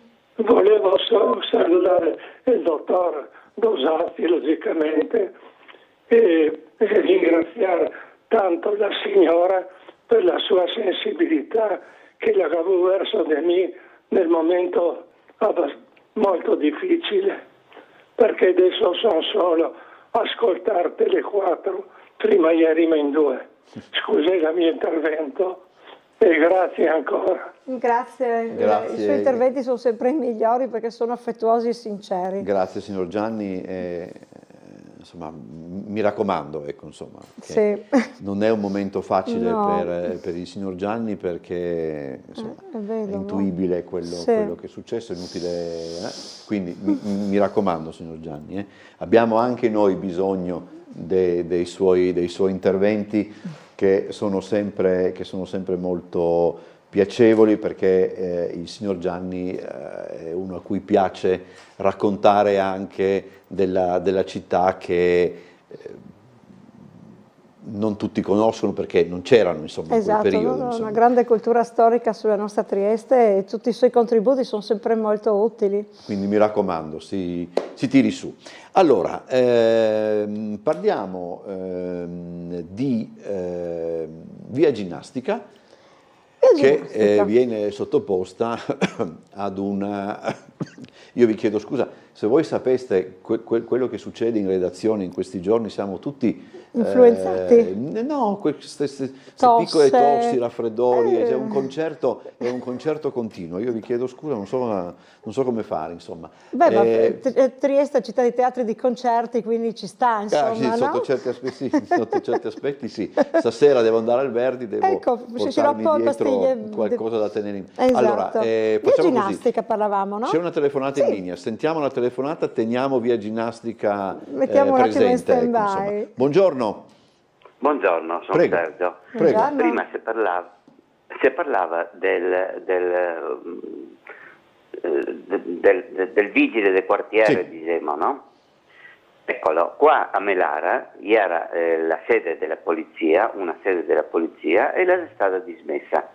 Melara è un rion popolato, un po' difficile, con tanti furterelli, no? E quindi mi non arrivo a capire perché è stata dismessa la stazione di polizia proprio vicino alla chiesa di San Luca proprio. Vedo la luce impizzata ogni tanto, però è tutto chiuso. Non c'è nessuno, non c'è una macchina della polizia, non c'è... Cioè, a me mi pare che è un discorso un pochettino difficile da risolvere se si serra anche le stazioni di polizia periferiche e un pochettino problematiche. Seria di fare qualche cosa? Grazie. Grazie. Non so, credo, adesso non mi ricordo, ma mi pare che ce ne eravamo occupati quest'estate, ma non mi ricordo bene, se devo essere sincero. No, darò una segnalazione ai miei colleghi consiglieri che sono pertinenti alla circoscrizione di Melara e comunque anche il signore in maniera individuale potrebbe contattare la polizia locale, tanto per segnalare se ci sono problemi, di chiedere magari qualche passaggio in più anche da parte delle pattuglie, e anche un po' fare rete tra tutti gli inquilini di Melara, insomma tra amici, tra vicini, per fare anche un po' di vicinato, magari in chat, segnalare cose che non vanno e prontamente avvertire le forze dell'ordine. Allora, Via Ginnastica, adesso possiamo parlarne. Viene no. Telefonata, buongiorno. Buongiorno Bosazzi, buongiorno lei e la sua buongiorno Nivea. Buongiorno, io volevo dire una cosa sulla telefonata che ha fatto la signora prima, se non ho capito male. Allora, la mia bolletta dell'acqua è stimata, mi è arrivata adesso, ma il prezzo è sempre quello, sono sola e non è che non mi lavo, ma comunque ecco, è stimata dal 29, dal 2025, settembre del 2025, i prezzi sono stimati fino adesso, non è stata fatta nessuna lettura, dovrebbe essere fatta una volta ogni 6 mesi la lettura dell'acqua. Visto che ho il contatore anche in strada, la signora ha detto che non riesce, che è pesante, è molto pesante, però non ha tenuto conto di una cosa, che adesso con l'inverno noi dobbiamo anche isolare il contatore, perché se va sotto zero e scoppia lo paghiamo noi, non c'è nessuno che ci isola. Massima, il mio che è in discesa, si riempie sempre e bisogna isolarlo, se no il costo dal contatore viene all'utente. È un problema questo dell'acqua, di quelli che hanno il contatore in strada, che comincia a diventare un momentino pesante, perché gli anni passano e non tutti riescono a sollevare con la clanfa, detto alla triestina, quel coperchio che non è molto leggero. Grazie. Grazie, allora, Nivea. Abbiamo questa specificazione. In effetti in alcune abitazioni è collocato veramente... Sì, non sapevo questo, per dire la verità. No, la Cegas dovrebbe essere un po' più attenta a queste cose, insomma, no? Allora, invece, per quanto riguarda il commissariato di Melara, ricordavo correttamente perché quest'estate c'era stato un incontro promosso credo dal consigliere comunale del PD Salvati. Ah sì, perché lui si occupa del Querione, perché anche ci Sì, abita. sì, proprio per, Sì. per fare il punto sulla cosa. Non so poi dopo come la cosa sia C'è un comitato dei residenti Sì, proprio a Melara, no? Che lo ricordavo correttamente. Sì, allora, sì. adesso senza farci sentire, così forse via ginnastica. Così. Allora, come lavori di noi consiglieri circoscrizione è sempre monitorare un po' tutto quello che riguarda anche le strade cittadine, i marciapiedi, le varie problematiche. Un paio d'anni fa abbiamo presentato una mozione, io e il consigliere Bartoli, in quarta circoscrizione, proprio per rifare completamente il manto stradale pedonale di via ginnastica per inciso fino al numero 35, perché dopo inizia un'altra circoscrizione, e anche angolo con la via Rossetti, perché c'erano anche dei importanti cedimenti strutturali. Finalmente, grazie anche all'assessorato, l'assessore Babuder, al Comune di Trieste, in concerto proprio con anche Acegas, perché c'è un lavoro anche di sottostrutture da effettuare, finalmente i lavori sono partiti, quindi una mozione che è andata a buon fine, quindi questo lavoro di sinergia tra circoscrizione, comune, gli assessori competenti e gli uffici tecnici. Diciamo, la città è piena di buchi, ma ogni tanto pian piano le cose cominciano a rientrare dopo tutto l'iter che il comune, ricordo sempre, tra gli appalti e tra i fondi che vengono stanziati, perché non è con uno schiocchiare di dita che la mozione o la richiesta, il buco, tutto il manto pedonale stradale viene rifatto in un attimo, quindi pian piano le cose procedono e noi siamo qui per segnalare, anzi approfitto sempre per dire a chi ha bisogno, che abita in quarta circoscrizione, che può scrivere o a me, Anastasia Doglia, Anastasia.doglia @comune.trieste, oppure chiamare anche l'indirizzo mail della circoscrizione stessa. Noi siamo qui per voi. Allora, c'è una telefonata, buongiorno. Buongiorno. Prego. Senta, per cortesia, io volevo sapere quante volte si può andare dal medico di base? In che So che è una domanda un po' così. Perché lo chiede? Lo chiedo perché ieri sono stata dal mio medico di base e la segretaria mi ha detto: ah, cosa lei viene qua ogni settimana? Le premetto che io ho 84 anni, cammino come una tartaruga perché ho una osteoporosi severa, per non parlare di tante altre cose, perché quando erano le feste non c'era il mio medico di base, allora ho chiamato la guardia medica e mi hanno dato tanti di quei antibiotici senza la protezione e io mi hanno rovinato proprio lo stomaco. E ieri mi sente, signore? Sì, prego. Sì, e ieri sono stata giù dal mio medico, siccome ho appena fatto la colonscopia, adesso devo fare anche la cistiscopia e avevo bisogno che mi faccia la richiesta per fare l'esame delle urine. Sì. Ah signora, torni lunedì mattina, martedì mattina, ma insomma io per andare giù in città prendo l'autobus, però per venire a casa non sto in piedi, devo prendere un taxi o altrimenti devo pagare una persona che mi vada a ritirare queste cose. Sì. Insomma, a lei sembra questa cosa normale? No, io guardi, più vado avanti, più mi imbatto in questioni che ma senta, ma un po' di umanità, ho 84 anni e sono sola, non ho nessuno, non ho figli. Anche se ne avesse 20 di anni e decidesse di andare dal proprio medico curante anche ogni giorno, il medico curante per quello è là, insomma. Per cui... E poi è un medico giovanissimo, perché da giovani si lavora tanto, non si è mai stanchi. Però mi sembra di capire che questa risposta non l'ha avuta dal medico, ma dalla segretaria, sì. Insomma, quindi... Sì. Non so, guardi, io rimango sconcertato da questa come da anche altre cose. Io non credo che ci sia un come dire, c'è una regola che una volta al mese, due volte al mese, uno va quando io non vado volentieri dal medico, guardi, non è che mi diverta. Appunto, ripeto, non so cosa dirle, perché Ci figuri io, sì.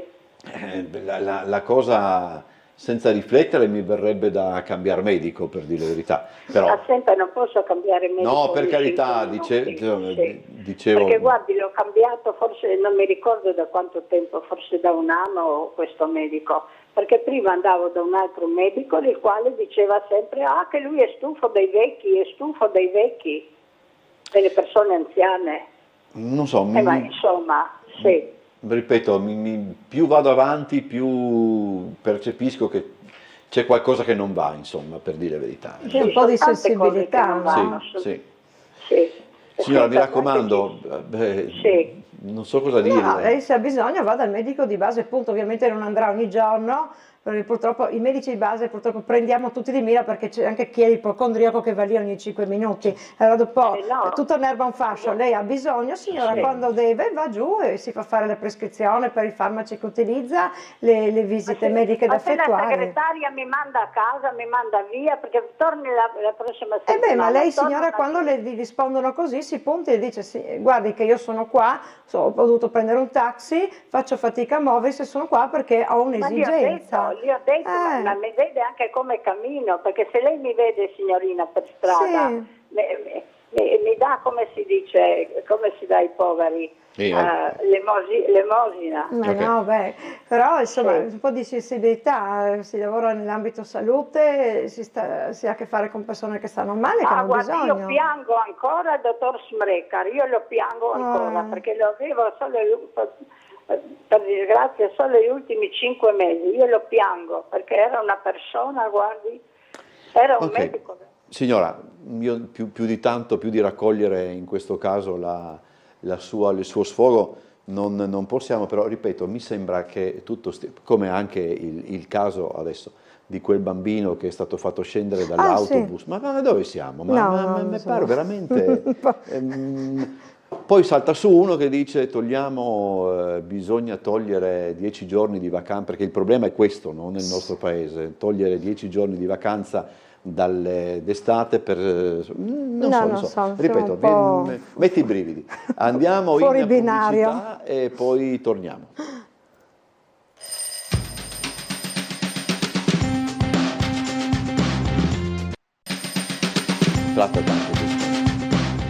Allora, dunque abbiamo una mail, intanto per quanto riguarda la telefonata di prima, un telespettatore dice: la signora che ha chiamato dovrebbe fare una bella denuncia e soprattutto fare il nome della segretaria, ma va bene questo.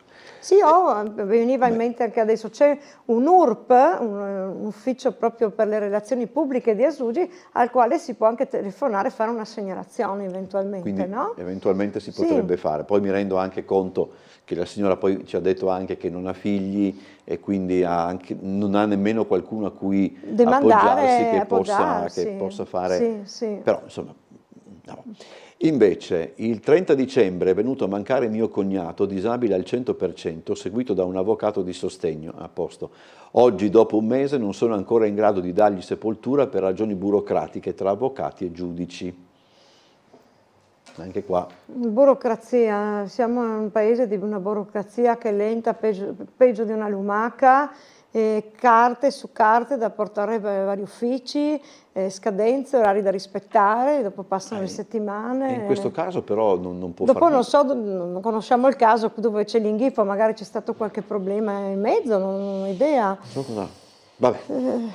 Mi spiace tra l'altro ho persona. sentito, ed è accertato perché non ci credevo, che nel nostro paese adesso si chiede anche agli studenti dell'ultimo anno delle superiori di iscriversi all'esame di maturità.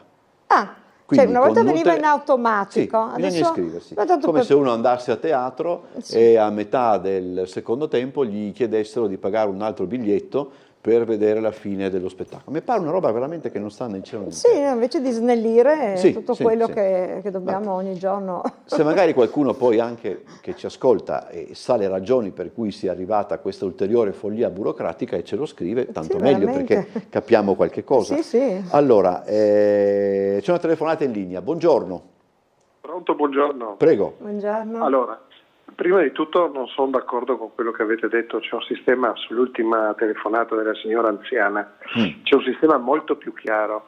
Ogni medico è iscritto all'ordine dei medici ed è l'ordine dei medici che disciplina. Basta non andare a fare denunce col nome della signora, basta segnalare all'ordine, l'ordine convoca il medico, gli fa presente quello che c'è, ecco, che non è andare là, carte bollate o altro, lo chiamano e gli fanno presente di quello che è successo, perché ogni medico ha un ordine deontologico, è responsabile lui di quello che fanno anche i suoi, è responsabile non penalmente, civilmente, perché la responsabilità penale è personale.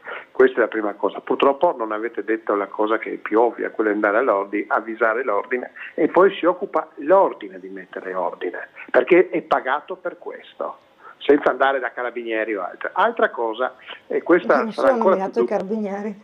Ma no, ma va bene. Come? Prego, no, vada avanti. Ho citato i carabinieri.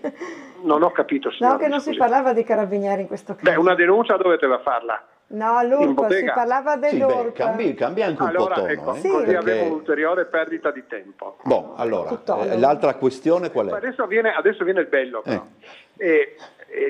Adesso la nostra politica ha deciso di fare un ulteriore far finta di fare. Hanno aperto le case di comunità.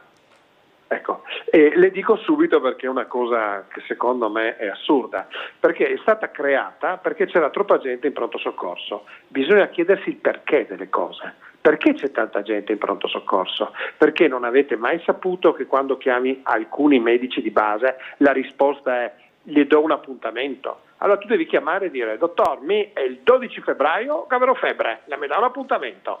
Ecco, allora gli dici ma se ho un'urgenza, e la risposta di questi medici è vada in pronto soccorso. Però è più comodo aprire una casa di comunità, far finta di fare che non risolvere questo. Guardi che era facilissimo, a costo zero risolvere. Bastava prendere anche un OS, operatore sociosanitario, con un piccolo banchetto al pronto soccorso, quando si presenta, non so, il signor Rossi, si dice signor Rossi chi è il suo medico di base? Il mio è il dottor Bianchi.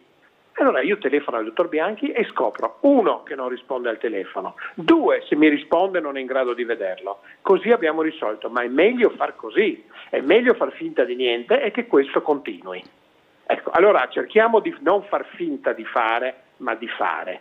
Scusate la chiarezza, grazie. Ok, grazie. Grazie, Magari se molto i toni gentile. nei nostri confronti sono un attimo Sì, meno duri, perché insomma... Sì, ma sai, Sì. quando uno ha la Sì, no, ma scienza in mano, probabilmente si anche, auto-infervora. forse anche il Signore avrà avuto grossi problemi in tal senso, però insomma, non è Sì, che noi sì, siamo... Casa di comunità per avere una presa in carico prima possibile appunto della persona di cui ha bisogno di essere seguita, cioè è un'idea che è stata voluta dall'assessorato alla salute, anzi ringraziamo perché secondo me è un'idea ottima che va un po' a colmare questi problemi. Quindi dopo ci sono varie idee, varie sensibilità, non conosco la storia di questo signore, però sì, non stiamo a infervorarci così tanto, no? Per una visita di cui avevo bisogno urgentemente mi è stato risposto niente prima di marzo, si parla di medici di famiglia, comandano le segretarie, loro decidono se si può parlare con il medico, dice questa signora. Poi, per quanto riguarda invece la questione precedente, di quella intoppo burocratico per il signore che aveva perso il cognato, bisogna aspettare la chiusura dei conti da parte del giudice tutelare per il certificato di morte. Ho atteso 2 settimane, spero per Pasqua di aver risolto. Qua si può chiudere anche con una battuta: Pasqua è il momento migliore per questo tipo di cose, insomma. Vabbè, chiedo scusa, ma solo con le battute si può andare avanti in sto paese. Sentiamo la prossima telefonata. Buongiorno. Buongiorno, scusate il disturbo, ma dopo aver sentito il signor Gianni era d'obbligo chiamarmi. Claudio. Sono Claudio Visentini. Buongiorno. Buongiorno, un caro saluto al dottor Bosazzi, colonna di Tele4, e alla gentile consigliera che stimo moltissimo. Quindi, per favore, diciamo, un modo per stare vicino al signor Gianni è anche di esaudire il suo, ma che non è solo suo, ma degli abitanti vicino dove abita lui, in via Fra Paolo Maldini, sulla ciclabile, al fine di avere un punto luce. Penso sia una cosa, un diritto, insomma, per la sicurezza e per tutto, insomma, paga le tasse anche quella zona lì. Per favore, Anastasia Dolia, facciamo questa cosa del punto luce in via Fra Paolo Maldini per signor Gianni. Io per quello che posso gli sto vicino, li telefono, eccetera, eccetera, ma insomma sono cose private che non mi va di parlare. Certo. Ecco, facciamo questa cosa per il signor Gianni e per tutti gli abitanti di via Fra Paolo Maldini che abbiano un punto luce. Non si chiede l'una. Ok, grazie signor Claudio. Segnaliamo assolutamente. Allora, andiamo ancora. Pronto soccorso, ho assistito personalmente al pronto soccorso intasato da giovani e meno giovani che hanno preteso di essere presi in carico perché si rifiutavano di portare i referti di analisi al medico di base, e questo effettivamente è un cattivo costume che succede, ecco, insomma. Prego. Sì, il pronto soccorso purtroppo ci sono casi urgenti, c'è gente che va anche per cose che potrebbero essere sbrigate in altre sedi, per cui spesso è intasato proprio anche per questo motivo. Bisognerebbe seguire degli iter, non farsi scoraggiare magari dalla segretaria che ti dice Tony, perché anche loro hanno degli ordini da parte dei medici che gli dirà, insomma, di far filtro sulle persone, no? Perché anche avere a che fare non è facile, ci sono diverse sensibilità, bisogna un attimo anche capire, no? Comunque adesso abbiamo le case di comunità e anche va un po' del senso civico della persona, come comportarsi e a chi affidarsi per un tipo di cure, per un'emergenza o non emergenza. Abbiamo la prossima telefonata. Buongiorno. Buongiorno, sono Franco Lega da Udine Nord. Buongiorno signor dottor Bosazzi e Anastasia. Mandi. Allora, anche ai triestini e anche ai friulani. Okay. Allora, non mandiamo via chi delinque e chi accoltella praticamente, però mandiamo via 300 extracomunitari per far posto ad altri 300, perché non è possibile. Sono già 4-5 volte che mandiamo via questi extracomunitari, eppure si riempie.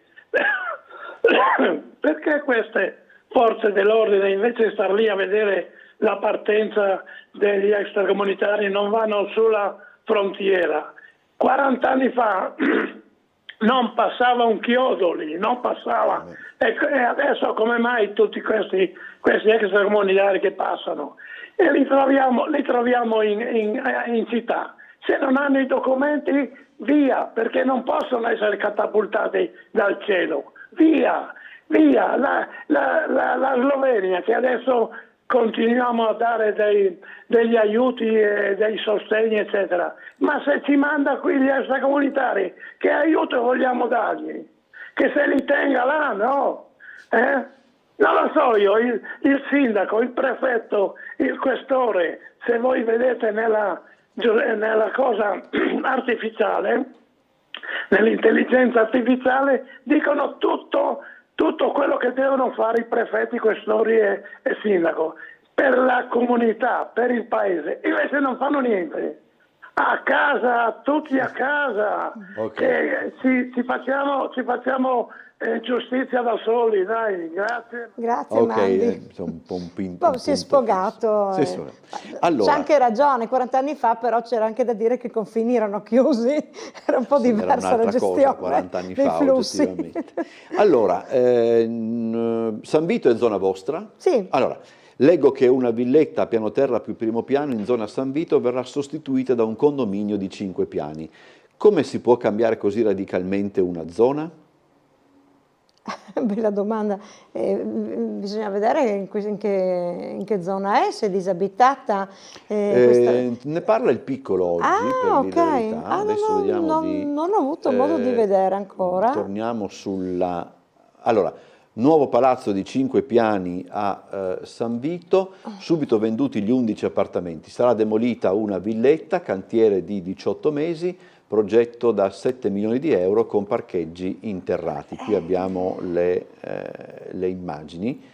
La zona è quella fra via Tedeschi e via Matteucci. Ah sì, ho presente dov'è. Questo è il... Sì. Talvolta sono delle ville o delle case che non hanno più abitabilità, che non hanno più fatto interventi di ristrutturazione, che c'è una proprietà che però non ci abita, non sono più affittabili, e a un certo punto si fa una vendita e si ristruttura e si crea qualcos'altro al suo posto, come anche certi palazzi vengono rifatti in toto. Se non c'è una continuità, se la casa non ha più requisiti di abitabilità, se non viene appunto manutenuta, se non ci sono degli inquilini, non è più a norma, chi la possiede, la vende o stesso decide di assumere un'impresa per convertire da villetta a condominio, piccola casetta, insomma sono cose che accadono, magari sarà stata anche bella anche a livello storico e tutto, ma se non ci sono eredi, non c'è appunto una continuità, ripeto, succede anche questo, no? Tra l'altro credo che sia vicina anche ad un altro condominio, perché mi pare che vedo qualcosa come 3 o 4 piani vicini. Insomma. Una adesso casa qua, conosco... devo dire la verità, dalle immagini,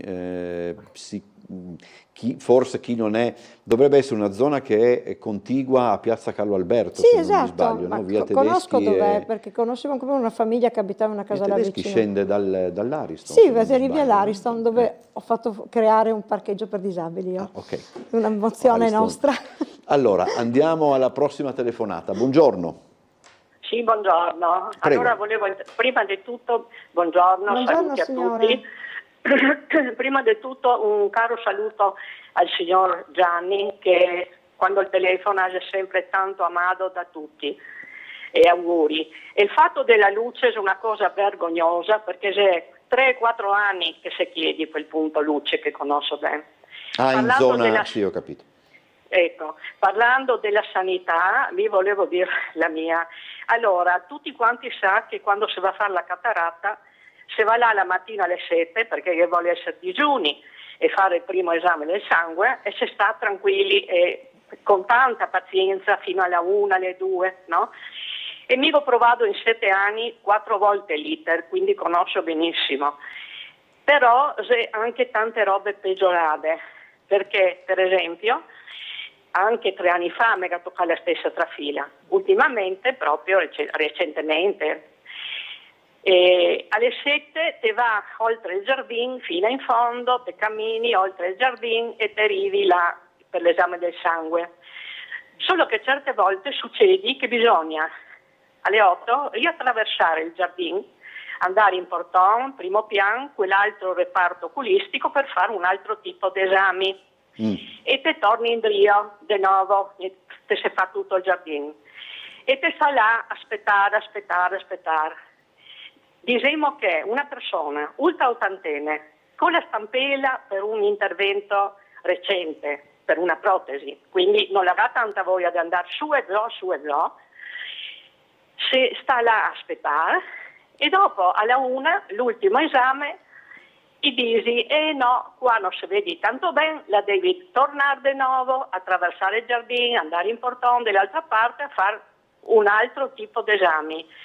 Per me questo è vergognoso, anche per gli stessi infermieri, perché aver fatto della oculistica 2 poli opposti e dover attraversare ogni volta l'ospedale in diagonale, allora volevo magari suggerire al bravo Englaro che gli faccia una vignetta, visto che il sindaco adesso e vuole assolutamente un cavo per un, magari invece che andare in su anche andare in orizzontale, che forse si fa una teleferica dentro il giardino dell'ospedale per farne attraversare i 2 poli oculistici, perché non sei anche contento. Ok. Grazie signora.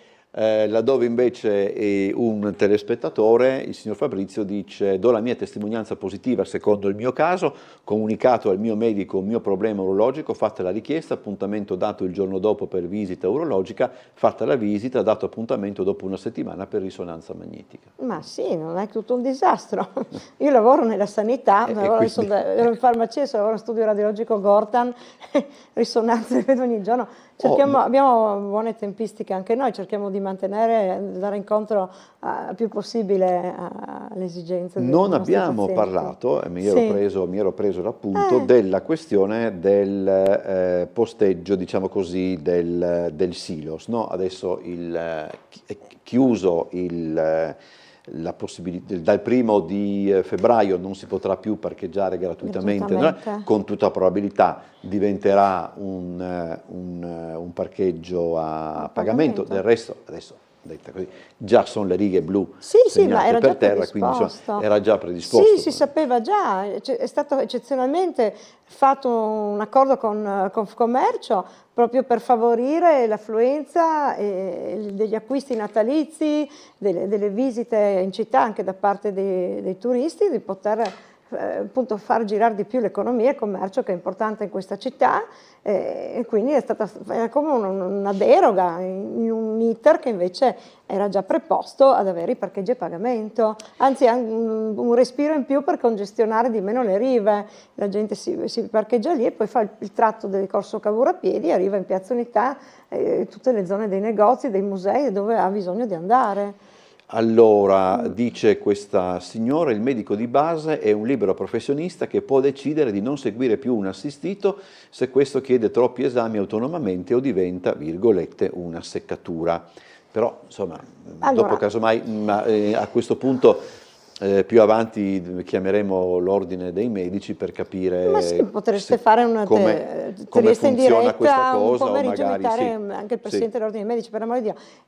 C'è un fatto che comunque il medico di base nell'ambito delle prescrizioni, l'erogazione di prescrizioni di farmaci e di visite ha un tetto massimo, non è che lui può prescriverti 60 scatole dell'antiipertensivo, prescriverti 5 visite specialistiche, anche per, deve prescriverti la risonanza magnetica, pomeriggio devi prima fare una radiografia, cioè ci sono delle regole che loro hanno da seguire, quindi tante volte il paziente è deluso perché gli viene detto di no, ma purtroppo ci sono delle regole. Comunque sentiremo anche magari un attimo e poi daremo conto in una delle prossime. Potrebbe essere in qualche modo di trasmissione. vediamo di capire intanto da dove partire e poi dopo approfondiamo.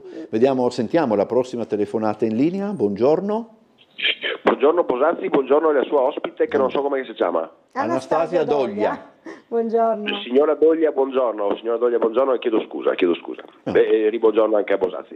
Allora, per cortesia signora, mi telefono come ogni giorno da Campanelle per rinnovare la vergogna ai politici del nostro ponte, 2 mesi chiuso a servizio di un istituto superiore, inibissi mezzi di soccorso, Croce Rosse, vigili del fuoco, la vecchia che deve andare a fare la spesa. Si è chiusa in questi giorni anche via Monfalcon, si è chiusa via Rio Cornioletto, mi abito in via Antico, per andare a fare la spesa in strada di Fiume devo fare il giro del mezzo mondo. Che al cittadino, sia del ponte del comune, della regione, delle ferrovie, del demanio, se ne sbatti, se ne frega, il cittadino vuole il servizio, che volessi vedere se Babudar abita qua da queste parti, se il ponte lo fosse già fatto, e il cittadino, che sia di chi che sia sto ponte, se ne frega, il cittadino vedi che queste robe qua si è dimenticato, e questo provoca la disaffezione. Alle prossime elezioni non devo votare più nessuno, perché non ve credemo, vergogna, massima vergogna. Grazie. Grazie. Allora, questo è un problema però. Sì, no, ne stanno parlando da giorni, non giorni, mesi. Sì. Io risegnalo, ma sicuramente c'è qualche procedimento in atto. Adesso manderemo prontamente un po' di mail dopo la trasmissione e vediamo. Io sono una semplice consigliere di circoscrizione, per cui io posso dare la partenza a un iter che però va ai piani più alti. Però non è neanche la mia circoscrizione, comunque. Però questo resta probabilmente anche con buona pace purtroppo di chi abita in zona, proprio emblematico di come funzionino certe cose, no? Cioè ci sono dei, chiamiamoli manufatti, ma possono essere anche un marciapiede, eccetera, dove è impossibile intervenire perché magari, che so, una parte del marciapiede è dell'Ater, una parte una struttura privata, una strada privata. Sì, abbiamo 1000 blocchi. Allora, ancora una telefonata, penso che sarà l'ultima per Anastasia Doglia, perché arriviamo verso il cambio ospite. Buongiorno a chi è in linea. Buongiorno, sono Daniela. Buongiorno. Allora, volevo partire prima con una segnalazione, però faccio un piccolo commento in base a quello che ho sentito adesso sulla sanità. Sì. Io mi chiedo, no? E chiedo alla signora Doglia, magari sa rispondermi lei, quando una persona sta male e va dal medico e ha bisogno di un esame, che poi tra l'altro con grande insistenza non ho avuto e ho dovuto aspettare che il mio medico di base vada in ferie e la sostituta mi ha prescritto praticamente questo esame, che era una coloscopia, che poi tra l'altro è stato scoperto che io avevo un polipo già diciamo un po' grave, non voglio entrare nei particolari. E quando sono andata dal medico ho detto: mi scusi, ma perché non voleva farmi l'esame, visto che lei sa che è da 10 anni che io soffro di polipi e tutto il resto? E mi fa: lei ha fatto praticamente gli esami del sangue occulto nelle feci. Io gli esami del sangue occulto sì li ho fatti, però io non avevo sangue occulto nelle feci, però il male poi me l'hanno trovato comunque. Adesso ho detto: siccome mi hanno trovato questo, dovrei fare un controllo tra poco tempo. Lei mi ha risposto: no, lei lo farà fra 5 anni come tutti. Ma scusi un secondo, adesso io per star tranquilla devo andare a farmi una coloscopia in privato? Cioè, non capisco. Questi medici, se hanno, non so, un regolamento, ma se uno sta male, penso che sia dovere del medico poi prescrivere l'esame che serve. Lasciamo perdere questo, perché secondo me già questo è allucinante. La segnalazione che volevo fare è riguardo a mia mamma, che abita nelle Case dei Puffi al numero 40, e da una settimana, siccome lei abita al 12° piano e io sinceramente, mia mamma è invalida al 100%, non posso farmi 12 piani di scale a piedi, perché anche se non sono così anziana non riesco a farli, dico la verità. È possibile che l'Ater, dopo varie segnalazioni, non sia andato ancora ad aggiustare questo ascensore? Perché sì, ce ne hanno un altro, ma l'altro dall'altra parte viene usato da tutte e due parti del condominio, e siccome anche quello si guasta di frequente, se una persona, adesso io devo andare a portare la spesa, un medicinale, come faccio?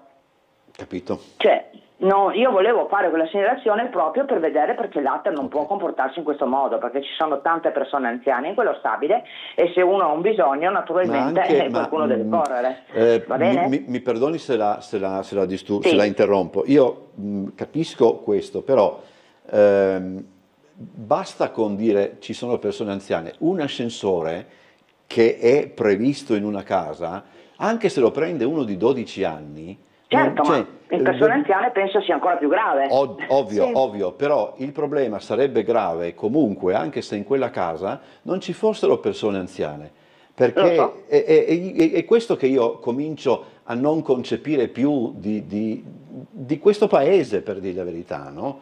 Perché non è possibile, c'è un ascensore, te lo ripari, se l'ascensore non funziona te lo ripari, è questo che veramente, conducendo questa trasmissione, io poi la conduco solo una volta alla settimana, per fortuna a questo punto, perché se già da qualche tempo mi imbizzarrisco per queste cose, non so come fanno quelli che la conducono di più, però voglio dire, c'è un ascensore rotto, lo ripari e punto e basta. No, io mi attacco il telefono, chiamo l'Ater ogni giorno, cioè comincio... Mi scusi signora se sono in... No, lei ha ragione, era però proprio... guardi, non serve a niente. No, lo so. È un disastro, quelle case qua. Mia nonna è andata a stare quando erano nuove, era un discorso. Poi negli anni ha avuto problemi, si è ammalata, non ha chiesto il cambio, perché io le avevo proposto di fare un cambio, perché naturalmente conoscevo un po' la zona e non ero contenta di dover andare ad abitare. Adesso purtroppo non può muoversi, io sono l'unica persona che può aiutarla. Anch'io ho famiglia, ho le mie cose da fare e mi costa, mi creda, un sacrificio enorme, perché mia mamma, essendo invalida al 100%, non fa nulla. Quindi io ho 2 case sulle mie spalle, io, lei, e quindi è casa mia, casa sua, volete sue, volete mie, medico mio, medico suo. Ok, grazie. Intanto abbiamo segnalato, speriamo che... Auguri signora. Dobbiamo chiudere però, non vuole commentare? No, io mi attaccherei al telefono all'Ater ogni giorno, andrei negli uffici, andrei a insistere, o eventualmente appunto c'è anche previsto un diritto di chi abita nelle case Ater di fare cambio casa, assolutamente. Signora, insista più che può, stia sul pezzo. Grazie alla consigliere circoscrizionale e capogruppo di Forza Italia in quarta circoscrizione Anastasia Doglia. Grazie. Adesso cambiamo ospite dopo la pubblicità, sarà con noi Anna Maria Cisint, europarlamentare della Lega. Grazie.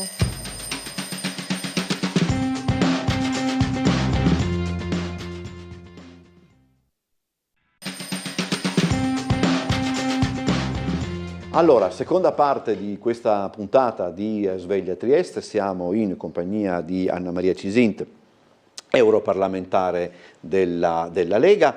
Diamo subito l'appuntamento di questa sera, possiamo anche inquadrare il manifesto, insomma, Eccolo. Come l'Islam vuole conquistarci, 30 gennaio, questa sera alle 18:30 alla Stazione Marittima, con Anna Maria Cisint. Ci saranno anche Silvia Sardone e Susanna Ceccardi, anche loro sono eurodeputate. Certo, sono mie colleghe, sì. E modera Roberto Poletti, Esatto. che è un giornalista conosciuto.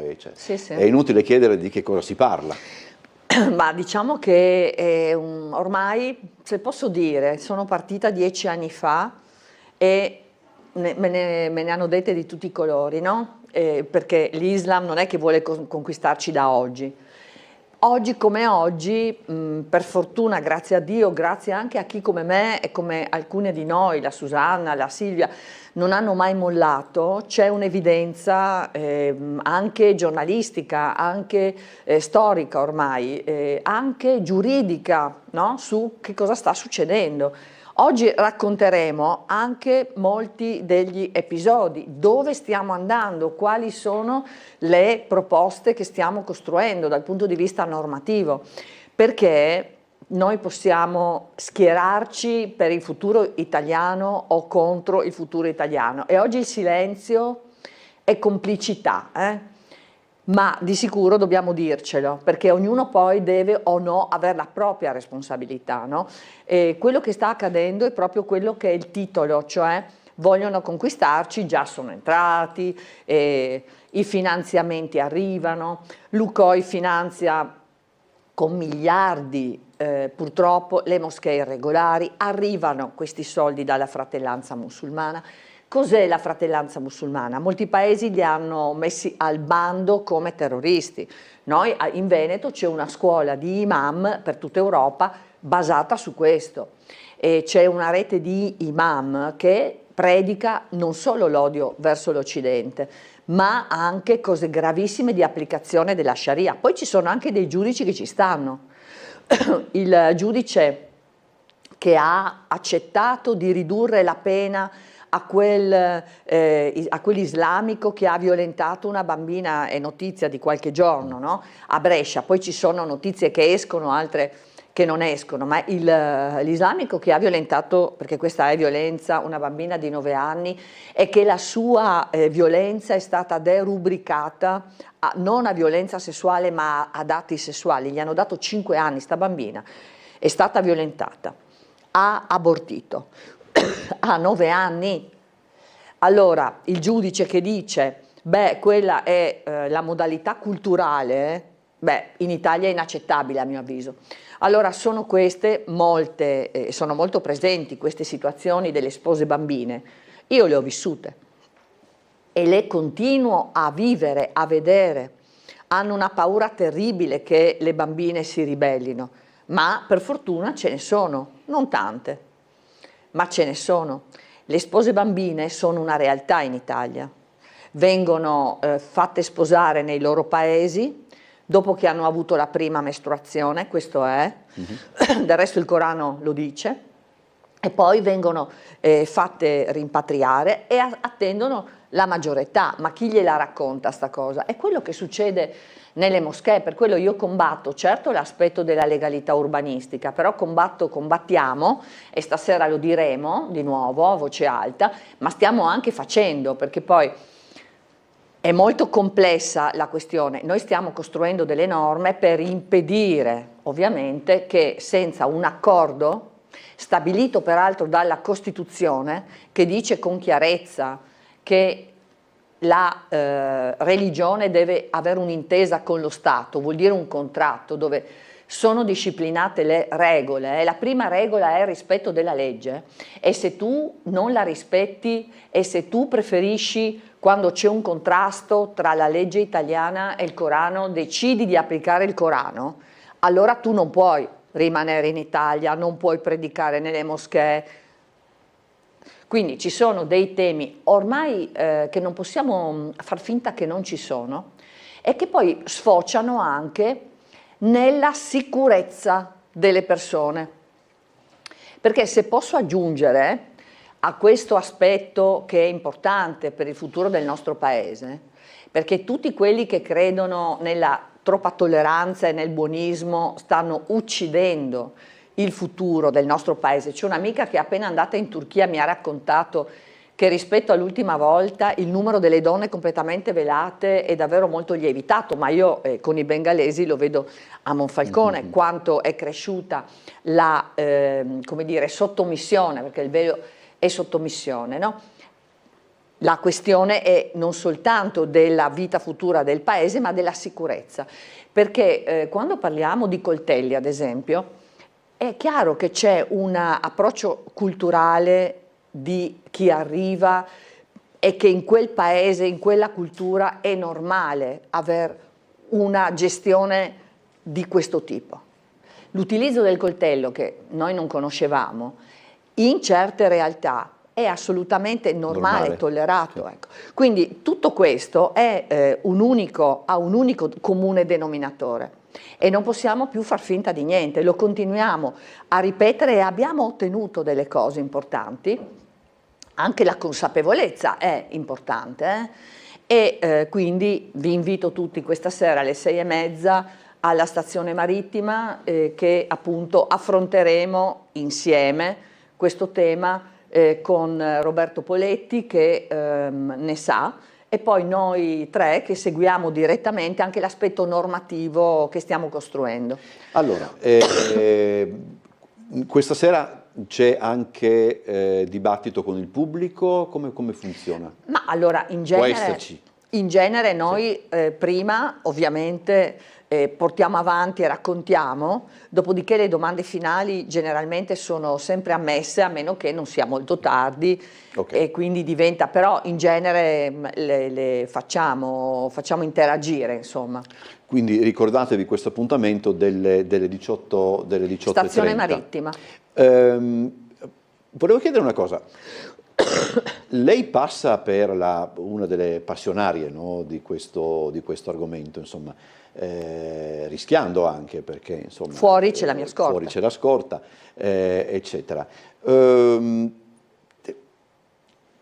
Per quello che lei capta, questo problema a livello comunitario è sentito anche in altri paesi? Allora, guardi, io non è che sia passionaria in, diciamo, si è usato astratto, un termine no, forse... ma in astratto, no? Ho esperienza diretta, ho cercato, perché quando parlano di integrazione spesso non sanno quello che dicono, e la sinistra in particolare, nel senso che, ad esempio, io da sindaco ho provato molto, è impossibile perché c'è una ovviamente teocrazia che ha bene in mente dove vuole arrivare. Noi dobbiamo partire da lì quando ragioniamo di che cosa sta succedendo. Si vuole imporre la Sharia e si vuole sovvertire il sistema democratico. Questo sta nei documenti addirittura delle intelligence, e questo è intollerabile per un paese democratico che ha combattuto e che combatte per la libertà, perché questa è una questione, è un tema di libertà e di democrazia. Dopodiché, proprio per questo, sempre di più in Europa, io non c'ero prima, ma in questo mandato che ormai sto svolgendo da un anno, posso dire che abbiamo scoperto e denunciato. Abbiamo scoperto e denunciato finanziamenti ad associazioni vicine ai fratelli musulmani. Gravissimo. E quindi la consapevolezza nasce sempre dal fatto che ci siano delle persone che ti dicono: guarda che sta accadendo questo e che avete finanziato. L'Europa ha un ventre molto molle, bisogna avere anche un po' di spina dorsale, no? Per far valere i diritti giusti, cioè quelli che per i quali hanno combattuto i nostri nonni, perché qualche volta non ci pensiamo, no? Ma io quando, anche in piazza, quando ho fatto il sindaco tanti anni, avevo la schiena al Carso, più persone, anche anziane e meno anziane, mi hanno detto: lì ha combattuto mio fratello, mio papà, mio nonno per la libertà di questo paese. E in Europa questo ventre molle ha consentito di svalutare l'Occidente. Il pensiero woke sta in quella linea lì, la globalizzazione assoluta, senza che ci sia un valore della persona. Ecco, questo è un po' l'approccio anche islamico. Conta zero l'individuo. È molto importante la comunità. Per la comunità conta meno anche il figlio, la figlia. Okay. Andiamo in pubblicità, poi partiamo da una mail.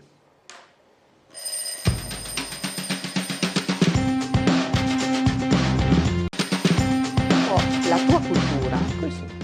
Allora, rientriamo in studio, partiamo, come dicevo, da una mail. Questo è un dato probabilmente di partenza, credo anche. Nel mio stabile, dice questo telespettatore, c'è una famiglia extracomunitaria dove il marito si approfitta delle 4 figlie per far loro portare la spesa al 5º piano, mentre lui sale con le mani in tasca. Complimenti alla CISINT.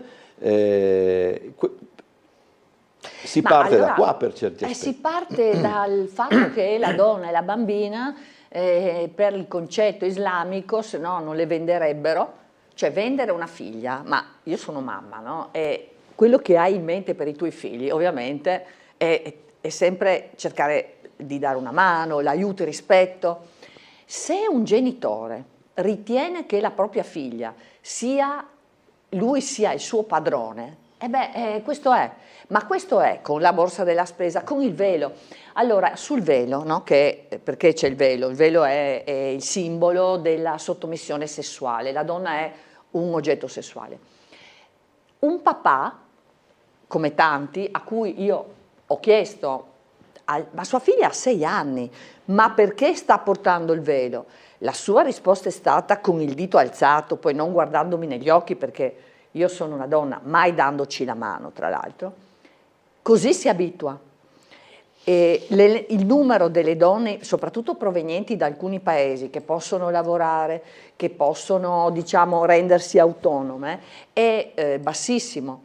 E il fatto che il padre dica io decido chi sposi e poi diventi di proprietà del marito, è un fatto. Cioè non è che stiamo ragionando, ed è fattuale anche rispetto a ciò che accade ogni giorno, siccome però nelle moschee gli imam questo predicano, quello che stiamo proponendo come legge è: o accetti, cara associazione, o le varie correnti dell'Islam accettano l'intesa, vuol dire regole, vuol dire che mi dici da chi hai ricevuto i soldi, dove hai studiato, un elenco degli imam, la formazione, che rispetti il piano urbanistico, che ti comporti come previsto dalla legge italiana, oppure non è più possibile accettare di finire nel baratro che è lì davanti anche per noi italiani, perché il dramma di tutto ciò sono i numeri.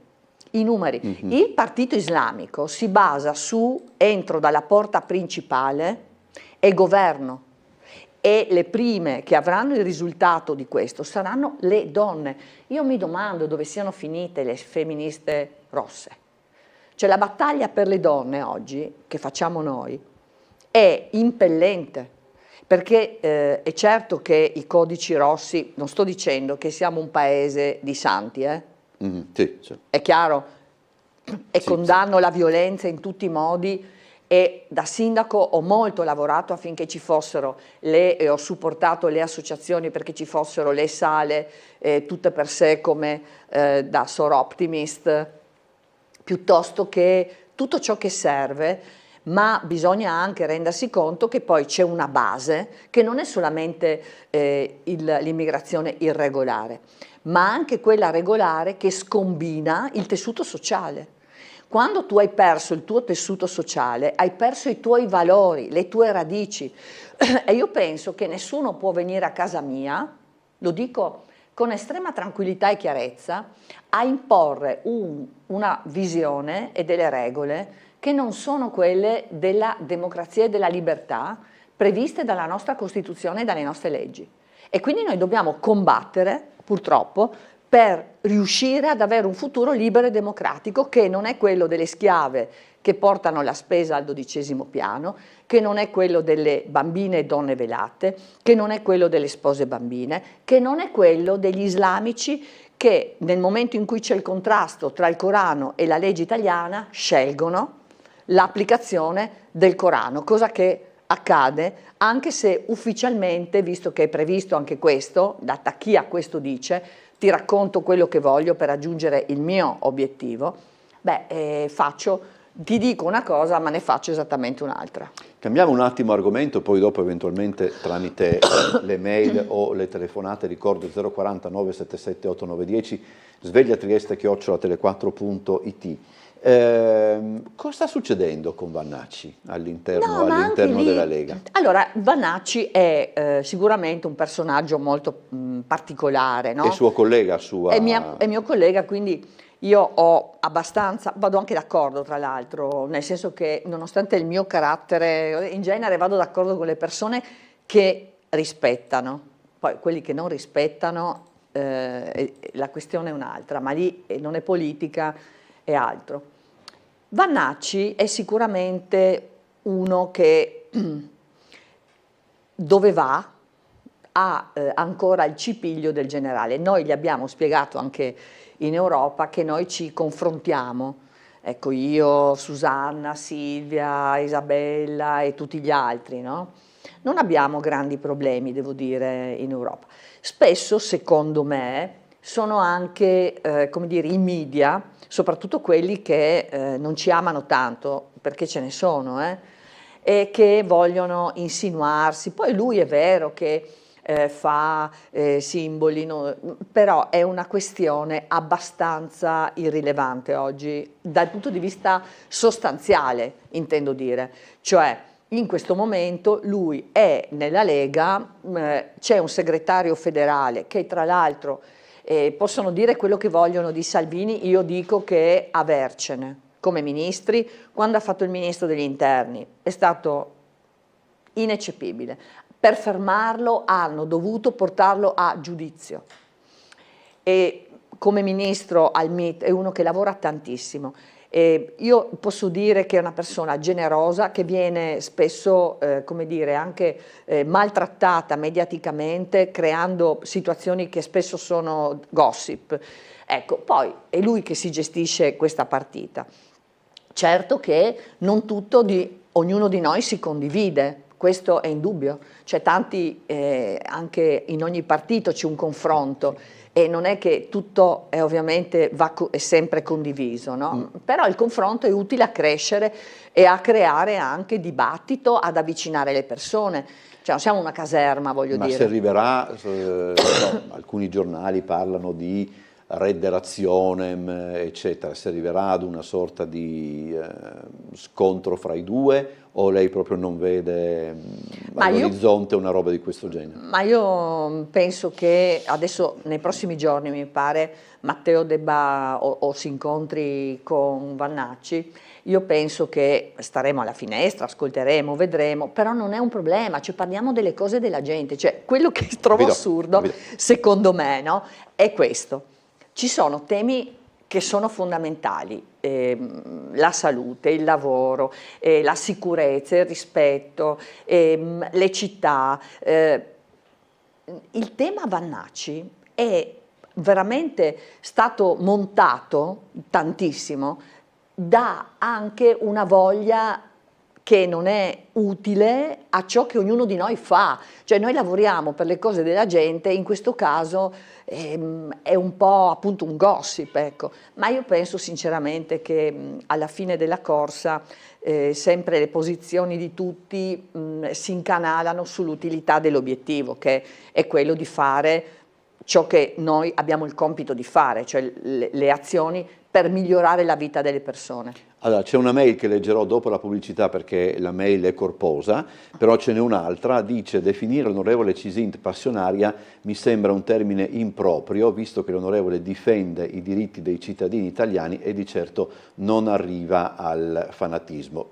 Siccome ho usato io questo termine, magari se chi scrive si informa a chi e a che cosa si riferisce il termine passionaria. Sì, sì. Okay. non Allora, è offensivo. Su un sito locale ieri ho letto un articolo in cui veniva riportato la sua guerra parlando della Cisint. Io dico, dice la telespettatrice, che è anche la mia guerra. Fanatismo è solo da parte dei musulmani maschi. Beh, ringrazio, se c'è una bella esperienza che ho fatto in questi anni è quella della vicinanza delle persone e dei cittadini, quindi ringrazio sempre tantissimo tutti quelli che oggi più ancora di ieri sono vicini in questa che veramente ormai è una battaglia, ma lo dico con la consapevolezza anche di che cosa significa questo termine. Bisogna veramente comprendere che cosa sta succedendo per capire quanto amore ci deve essere per un paese e per il futuro del nostro paese. Quello che qualche volta manca è veramente la capacità di avere un po' di dignità di più, no? Cioè, la forza che qualcuno che arriva di voler cambiare e far diventare l'Italia qualcos'altro deve corrispondere a ciò che noi vogliamo, alla battaglia che noi dobbiamo fare per il nostro futuro, che come dire, è fatto di giovani, di ragazzi e che altrimenti diventa ciò che so che sta succedendo e che è già successo a Monfalcone. Cioè, quando tu perdi casa tua, nei numeri è finita. Quando tu sai che l'obiettivo è governare ed entrare dalla porta principale, sai che domani mattina tu e i tuoi valori, le tue radici non conterai, perché c'è un fanatismo, un'ideologia, una teocrazia che porta a questo. E in Iran stanno succedendo delle cose drammatiche, no? 30.000 sono i morti. Gli ayatollah, lì ci sono gli sciiti, no? Noi siamo con una prevalenza di sunniti, lì ci sono gli sciiti. Pensate che gli ayatollah uccidono dicendo: io sono Allah in terra e quindi se tu mi combatti Allah e ti uccido. Ecco, questo è fanatismo. E noi non possiamo arrivare a farci sopraffare, ma siccome i numeri non ci vedono, tra virgolette, vincere nel tempo, se non teniamo il punto, allora è finita, perché è vissuto come debolezza, capite? Cioè non è vissuto come confronto, è vissuto come debolezza. Quando abbiamo, e questo è un esempio che porto sempre, quando noi abbiamo detto: tu devi, cara associazione islamica, tu devi rispettare la legge, il piano regolatore a Monfalcone, sono scesi contro di me, sono scesi il 23 dicembre 2023 a farmi diventare ciò che alcuni media poi hanno detto, e per questo sono sotto scorta tra l'altro, in 8.000. Ma poi il Consiglio di Stato ha detto: il sindaco aveva ragione perché ha fatto rispettare la legge. Allora lì siamo noi. La legalità è democrazia. Su questo, anche di questo proprio parla quella mail un po' lunga che leggeremo dopo la pubblicità. Tra l'altro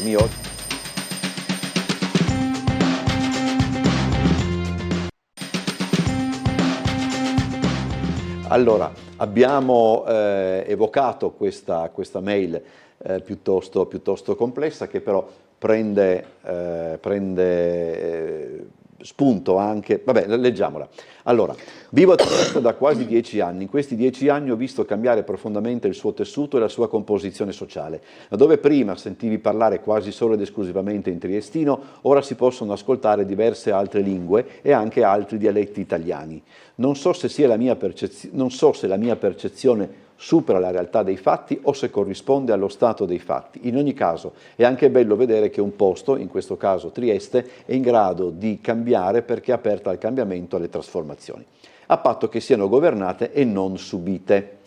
Temo che si stia andando verso la seconda direzione. Vorrei chiedere, alla luce del fatto che in Spagna sono pronti a regolarizzare la posizione di 500.000 persone che vi sono entrate irregolarmente, non crede Cisint col senno di poi che la sua Monfalcone sia stata un grosso laboratorio in cui è stato condotto un esperimento sociale in materia di immigrazioni e integrazioni, però sfuggito di mano? Ma allora su Monfalcone la questione è molto semplice. Nel 2005 la grande azienda ha deciso di delocalizzare, al contrario, ha importato manodopera povera e l'ha fatto per motivi economici, perché in quel momento c'era un grandissimo problema, molte aziende uscivano all'estero perché non stavano in piedi, e invece l'azienda Fincantieri nel 2005 ha fatto un'operazione inversa. Sono arrivati dal Bangladesh e anche creando un dumping giuridico e salariale non da poco, svalorizzando il lavoro. Io lo dico con chiarezza, ci sono, abito lì da sempre, ma soprattutto sono parte, ecco, della battaglia che hanno fatto i nostri nonni e i nostri papà per quell'azienda, che amo, devo dire, no? Quindi in quel momento è avvenuto ciò che poi in Italia è avvenuto, nel senso che gli appalti e i subappalti hanno consentito alle aziende di rimanere su un mercato internazionale dove compaiono altri attori attori all'interno dei loro paesi il costo del lavoro è decisamente più basso. Sono poi arrivate anche le micro aziende extracomunitarie che sono agevolate da una serie di questioni che non ha senso adesso approfondire, ma che sono fattuali e che quindi generano anche un principio di concorrenza sleale che l'Europa ha tollerato. Questo ha portato a non comprendere che le provenienze hanno un preciso significato, cioè se la provenienza è islamica e nel contempo c'è un approccio di accettazione alla radicalizzazione come è avvenuto, accade quello che è successo. E vedere casa tua, perché cosa succede? Un modello di città, no? L'integrazione non esiste perché il modello di città che tu porti da fuori si sovrappone e diventano due città. Per questo dico che i numeri sono essenziali. Dal 15-16% tu hai una percezione di inversione veramente molto sconvolgente. Quindi secondo me sì. Oggi quello che io continuo a dire è che se abbiamo un problema che allora non c'era, di inverno demografico, noi dobbiamo valorizzare ciò che abbiamo in casa prima di tutto, poi rivolgerci a paesi che hanno la nostra base culturale, perché altrimenti siamo veramente finiti.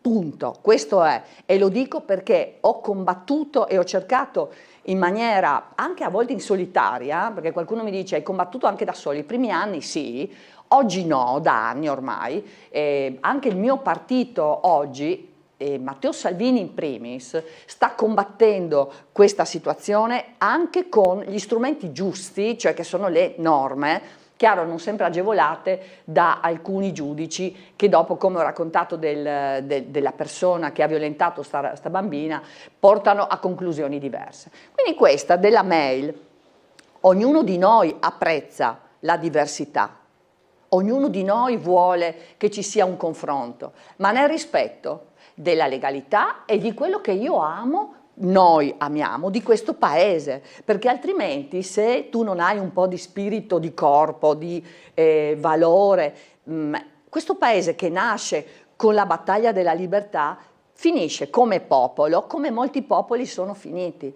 Quindi io sono molto d'accordo su ciò che ci deve vedere protagonisti nel confronto, nella valorizzazione delle diversità. Le seconde, terze, quarte provenienze si integrano quando arrivano da paesi che vogliono mantenere la loro storia e cultura, ma sono molto contenti anche di vivere quella del paese in cui loro hanno scelto di vivere. Se tu non rispetti la legge italiana, per quanto mi riguarda, te ne puoi andare, anzi noi dovremmo creare le condizioni perché questi se ne vadano, ed è quello che sta facendo il governo, con molta difficoltà, perché quando poi protestano a sinistra, ma quando poi è arrivato il Conte 2, è stato il Conte 2 di Movimento a 5 Stelle e PD che ha distrutto il valore dei decreti sicurezza Salvini, che oggi via via abbiamo ricomposto e ricostruito. E senza le leggi tu non hai, come sindaci, come istituzioni, come reti, come prefetti, come questure, tu non hai la possibilità di governare i fenomeni. Quando, scusa e chiudo, no? Oggi secondo me non è vero che i sindaci non hanno strumenti, io sono la dimostrazione che ci vuole coraggio, perché molti strumenti ci sono. Ho vinto al Consiglio di Stato perché abbiamo detto tu devi rispettare la legge e quindi quelle moschee sono irregolari, le devi chiudere. Io faccio di più oggi come Anna Cisin, ma anche come Lega, che abbiamo in delega con le mie colleghe un lavoro di costruzione di un pacchetto normativo che entro marzo presenteremo. Noi diciamo, se tu, caro imam, c'è una rete di imam vicini alla fratellanza musulmana, con Lucoi che non presenta i bilanci, io voglio sapere da chi ti ha dato i soldi. E quindi, ma guarda che è molto importante anche per tutti i ragionamenti che non possono più rimanere solo teorici, devono diventare concreti. Ti dico che questo non si può fare, tu mi dici che rispetti la legge, non la rispetti, sei fuori, tu le moschee non le puoi neanche immaginare, perché quello che predichi all'interno è la sposa bambina, la sottomissione, la sharia, e la sovversione del sistema democratico del nostro paese, che è inaccettabile. Allora, cambiamo un attimo argomento, perché c'è un'altra questione che la vede protagonista per certi aspetti, poi non uso i termini cinematografici, insomma, non è che lei sia tipo da Camei, ecco, insomma, nel senso entra in... Allora, è questa la questione delle ipotizzate anche dimissioni da parte dell'assessore Riccardi in seguito alle contestazioni sul piano oncologico. Oggi c'è una riunione di maggioranza che parlerà proprio di questo. Lei è intervenuta su Facebook senza citare Riccardi. Com'è lo stato dell'arte? No, ma allora, anche qua sgomberiamo il campo a... Luglio 2025 il mio segretario regionale mi affida, io nella Lega ho un ruolo diciamo di dirigente, sono vice segretario regionale, ho avuto il compito di costruire un percorso sia per quanto riguarda gli enti locali che sto seguendo, con un fatica che non vi dico perché insomma... Siccome sono una persona che cerca di fare le cose, quando mi danno un compito lo prendo seriamente, no? Quindi luglio 2025 tu segui la sanità. Con un tavolo dobbiamo arrivare, bene, allora faccio questo, nel senso che siccome so anche molto bene quanto sia importante per i cittadini e per gli operatori questo tema, siamo prima di tutto figli, mamme, genitori e poi siamo istituzioni, sindaco, eccetera.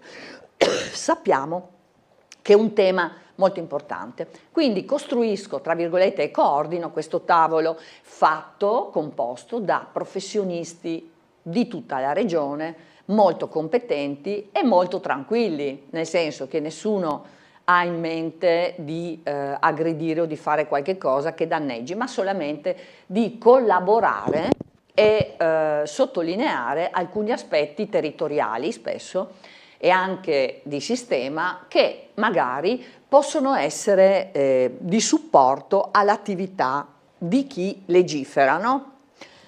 Io da sindaco devo dire che spessissimo ho ringraziato i tanti che mi hanno sottoposto anche progetti migliorativi di quello, perché l'obiettivo non deve essere io ho ragione, deve essere ho fatto la cosa migliore, secondo me.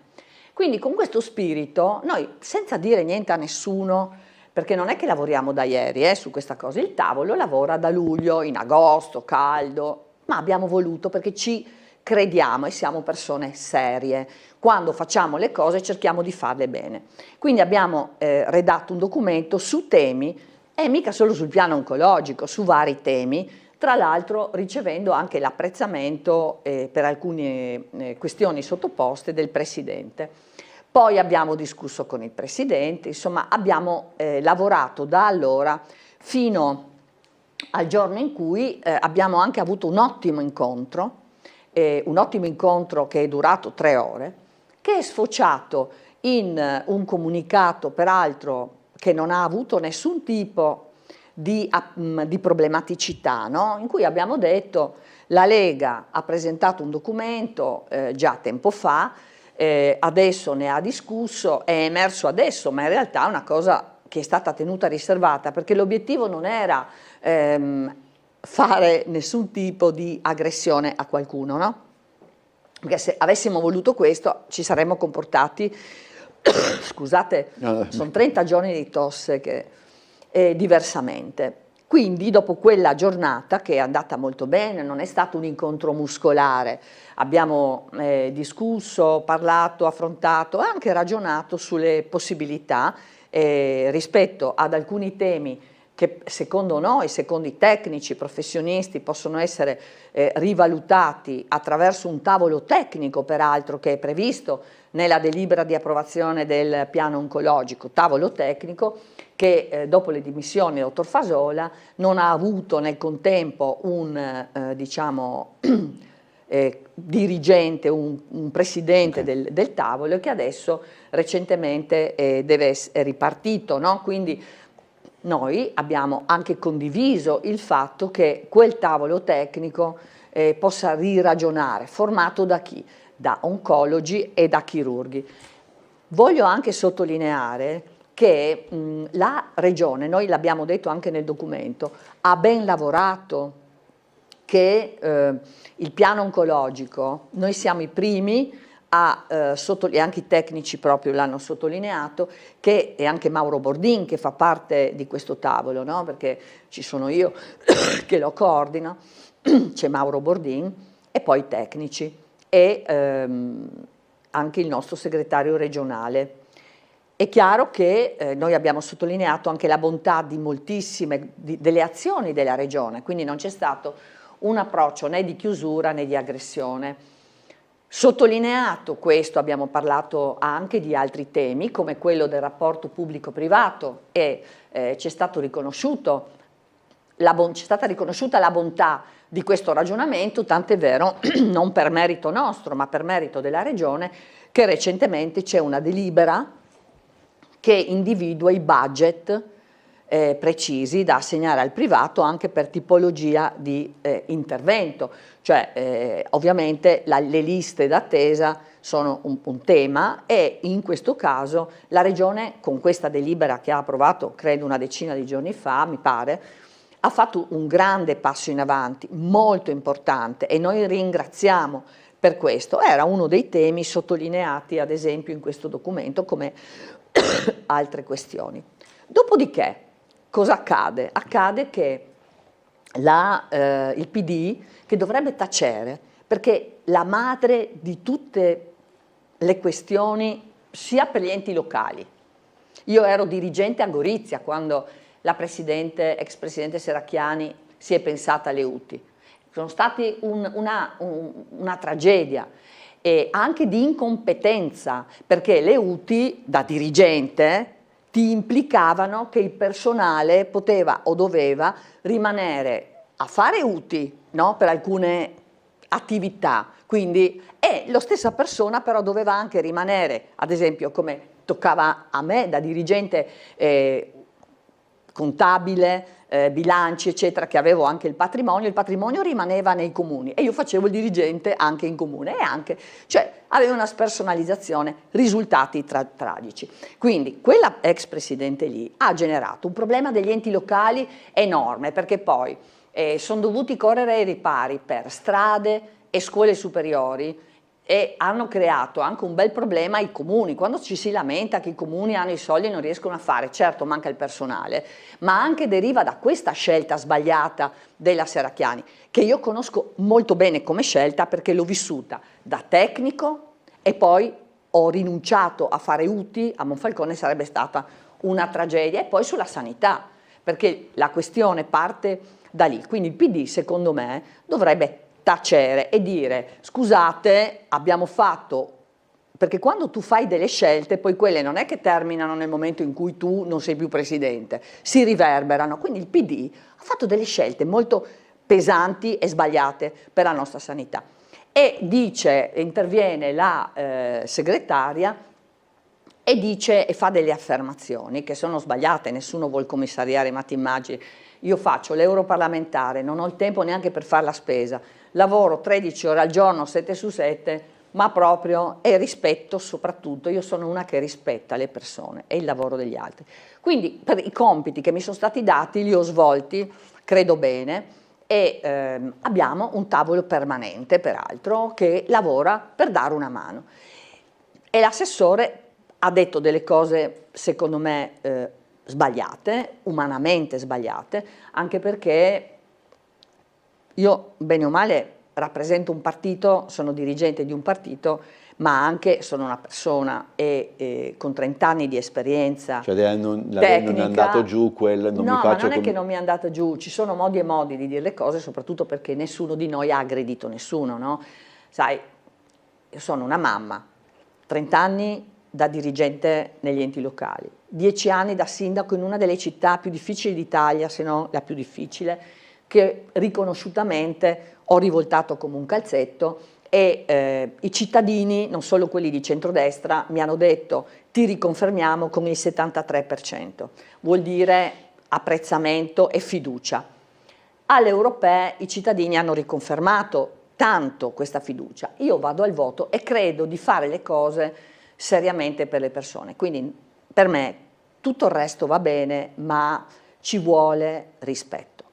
Dopodiché oggi a me risulta che la riunione sia, come ne fanno sempre, giustamente, anche di coalizione, anche perché ci sono una serie di questioni che vanno affrontate anche sui territori, no? Quindi io non abbinerei temi a temi e sinceramente lei faceva riferimento a un mio post, io di questo non ho parlato assolutamente su Facebook e sui social, per cui la mia vicenda l'ho raccontata con il video che le TV mi hanno chiesto e che conferma oggi nella piena fiducia che noi tutti abbiamo nei confronti del Presidente, che è nostro fratello, nei confronti però di un partito che ha detto la sua senza sbavature, che ha motivato, che ha raccontato, che si è messo a disposizione, che ha supportato. Poi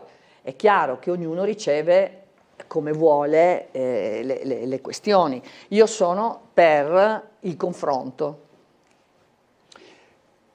Incontrare Riccardi, si confronterà con lui, no? Ma io mi confronto con chiunque, non offendo nessuno e mi confronto con chiunque, altrimenti non farei politica, ma non crederete che questa sia una cosa che in qualche modo mi abbia, come dire, messo in difficoltà. Cioè, quando ricevi le minacce di morte che io continuo a ricevere dall'Islam e ti trovi sotto casa uno che ti vuol tagliare la gola, ma devo dirle la verità.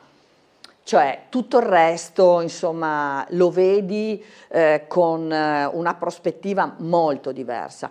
E poi sono molto abituata, anche, tra virgolette, ad aggressioni molto peggiori. Sinceramente, non è che mi scompongo molto.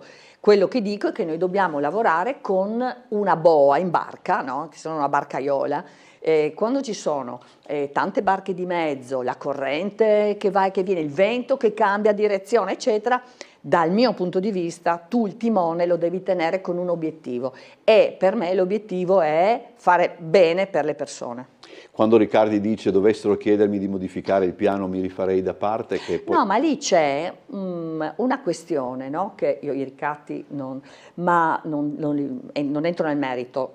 Ognuno parla per quello che vuole, dice quello che vuole e io rispetto quello che ognuno dice. Però la questione è un'altra, è che la delibera dice quello che raccontavo prima. Siccome ho fatto 30 anni il dirigente, le delibere le so leggere. Quella delibera dice con chiarezza c'è un tavolo che valuterà anche eventuali aggiustamenti, l'aveva detto la Regione, non io. Quindi quel tavolo che prima era coordinato dal dottor Fasolla, che poi si era dimesso. Adesso aveva, mi pare di aver capito, un periodo in cui non c'era nessuno che lo coordinasse. Adesso c'è una persona nominata per il coordinamento.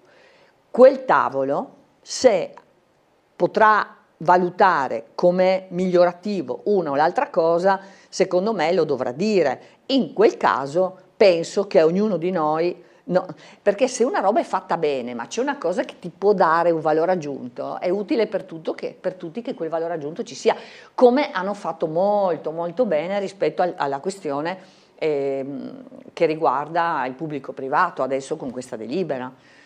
Cioè tutto lì, non è... Poi in politica qualcuno, come ad esempio il PD, vuole creare casi che... Perché se ci limitiamo alla riunione che è andata molto bene, al comunicato che è andato molto bene, nessuno ha avuto niente da obiettare, anzi, penso io. Poi. Allora, abbiamo l'ultima... Intanto devo dar conto, ci sono parecchie, come sempre quando lei è il nostro ospite,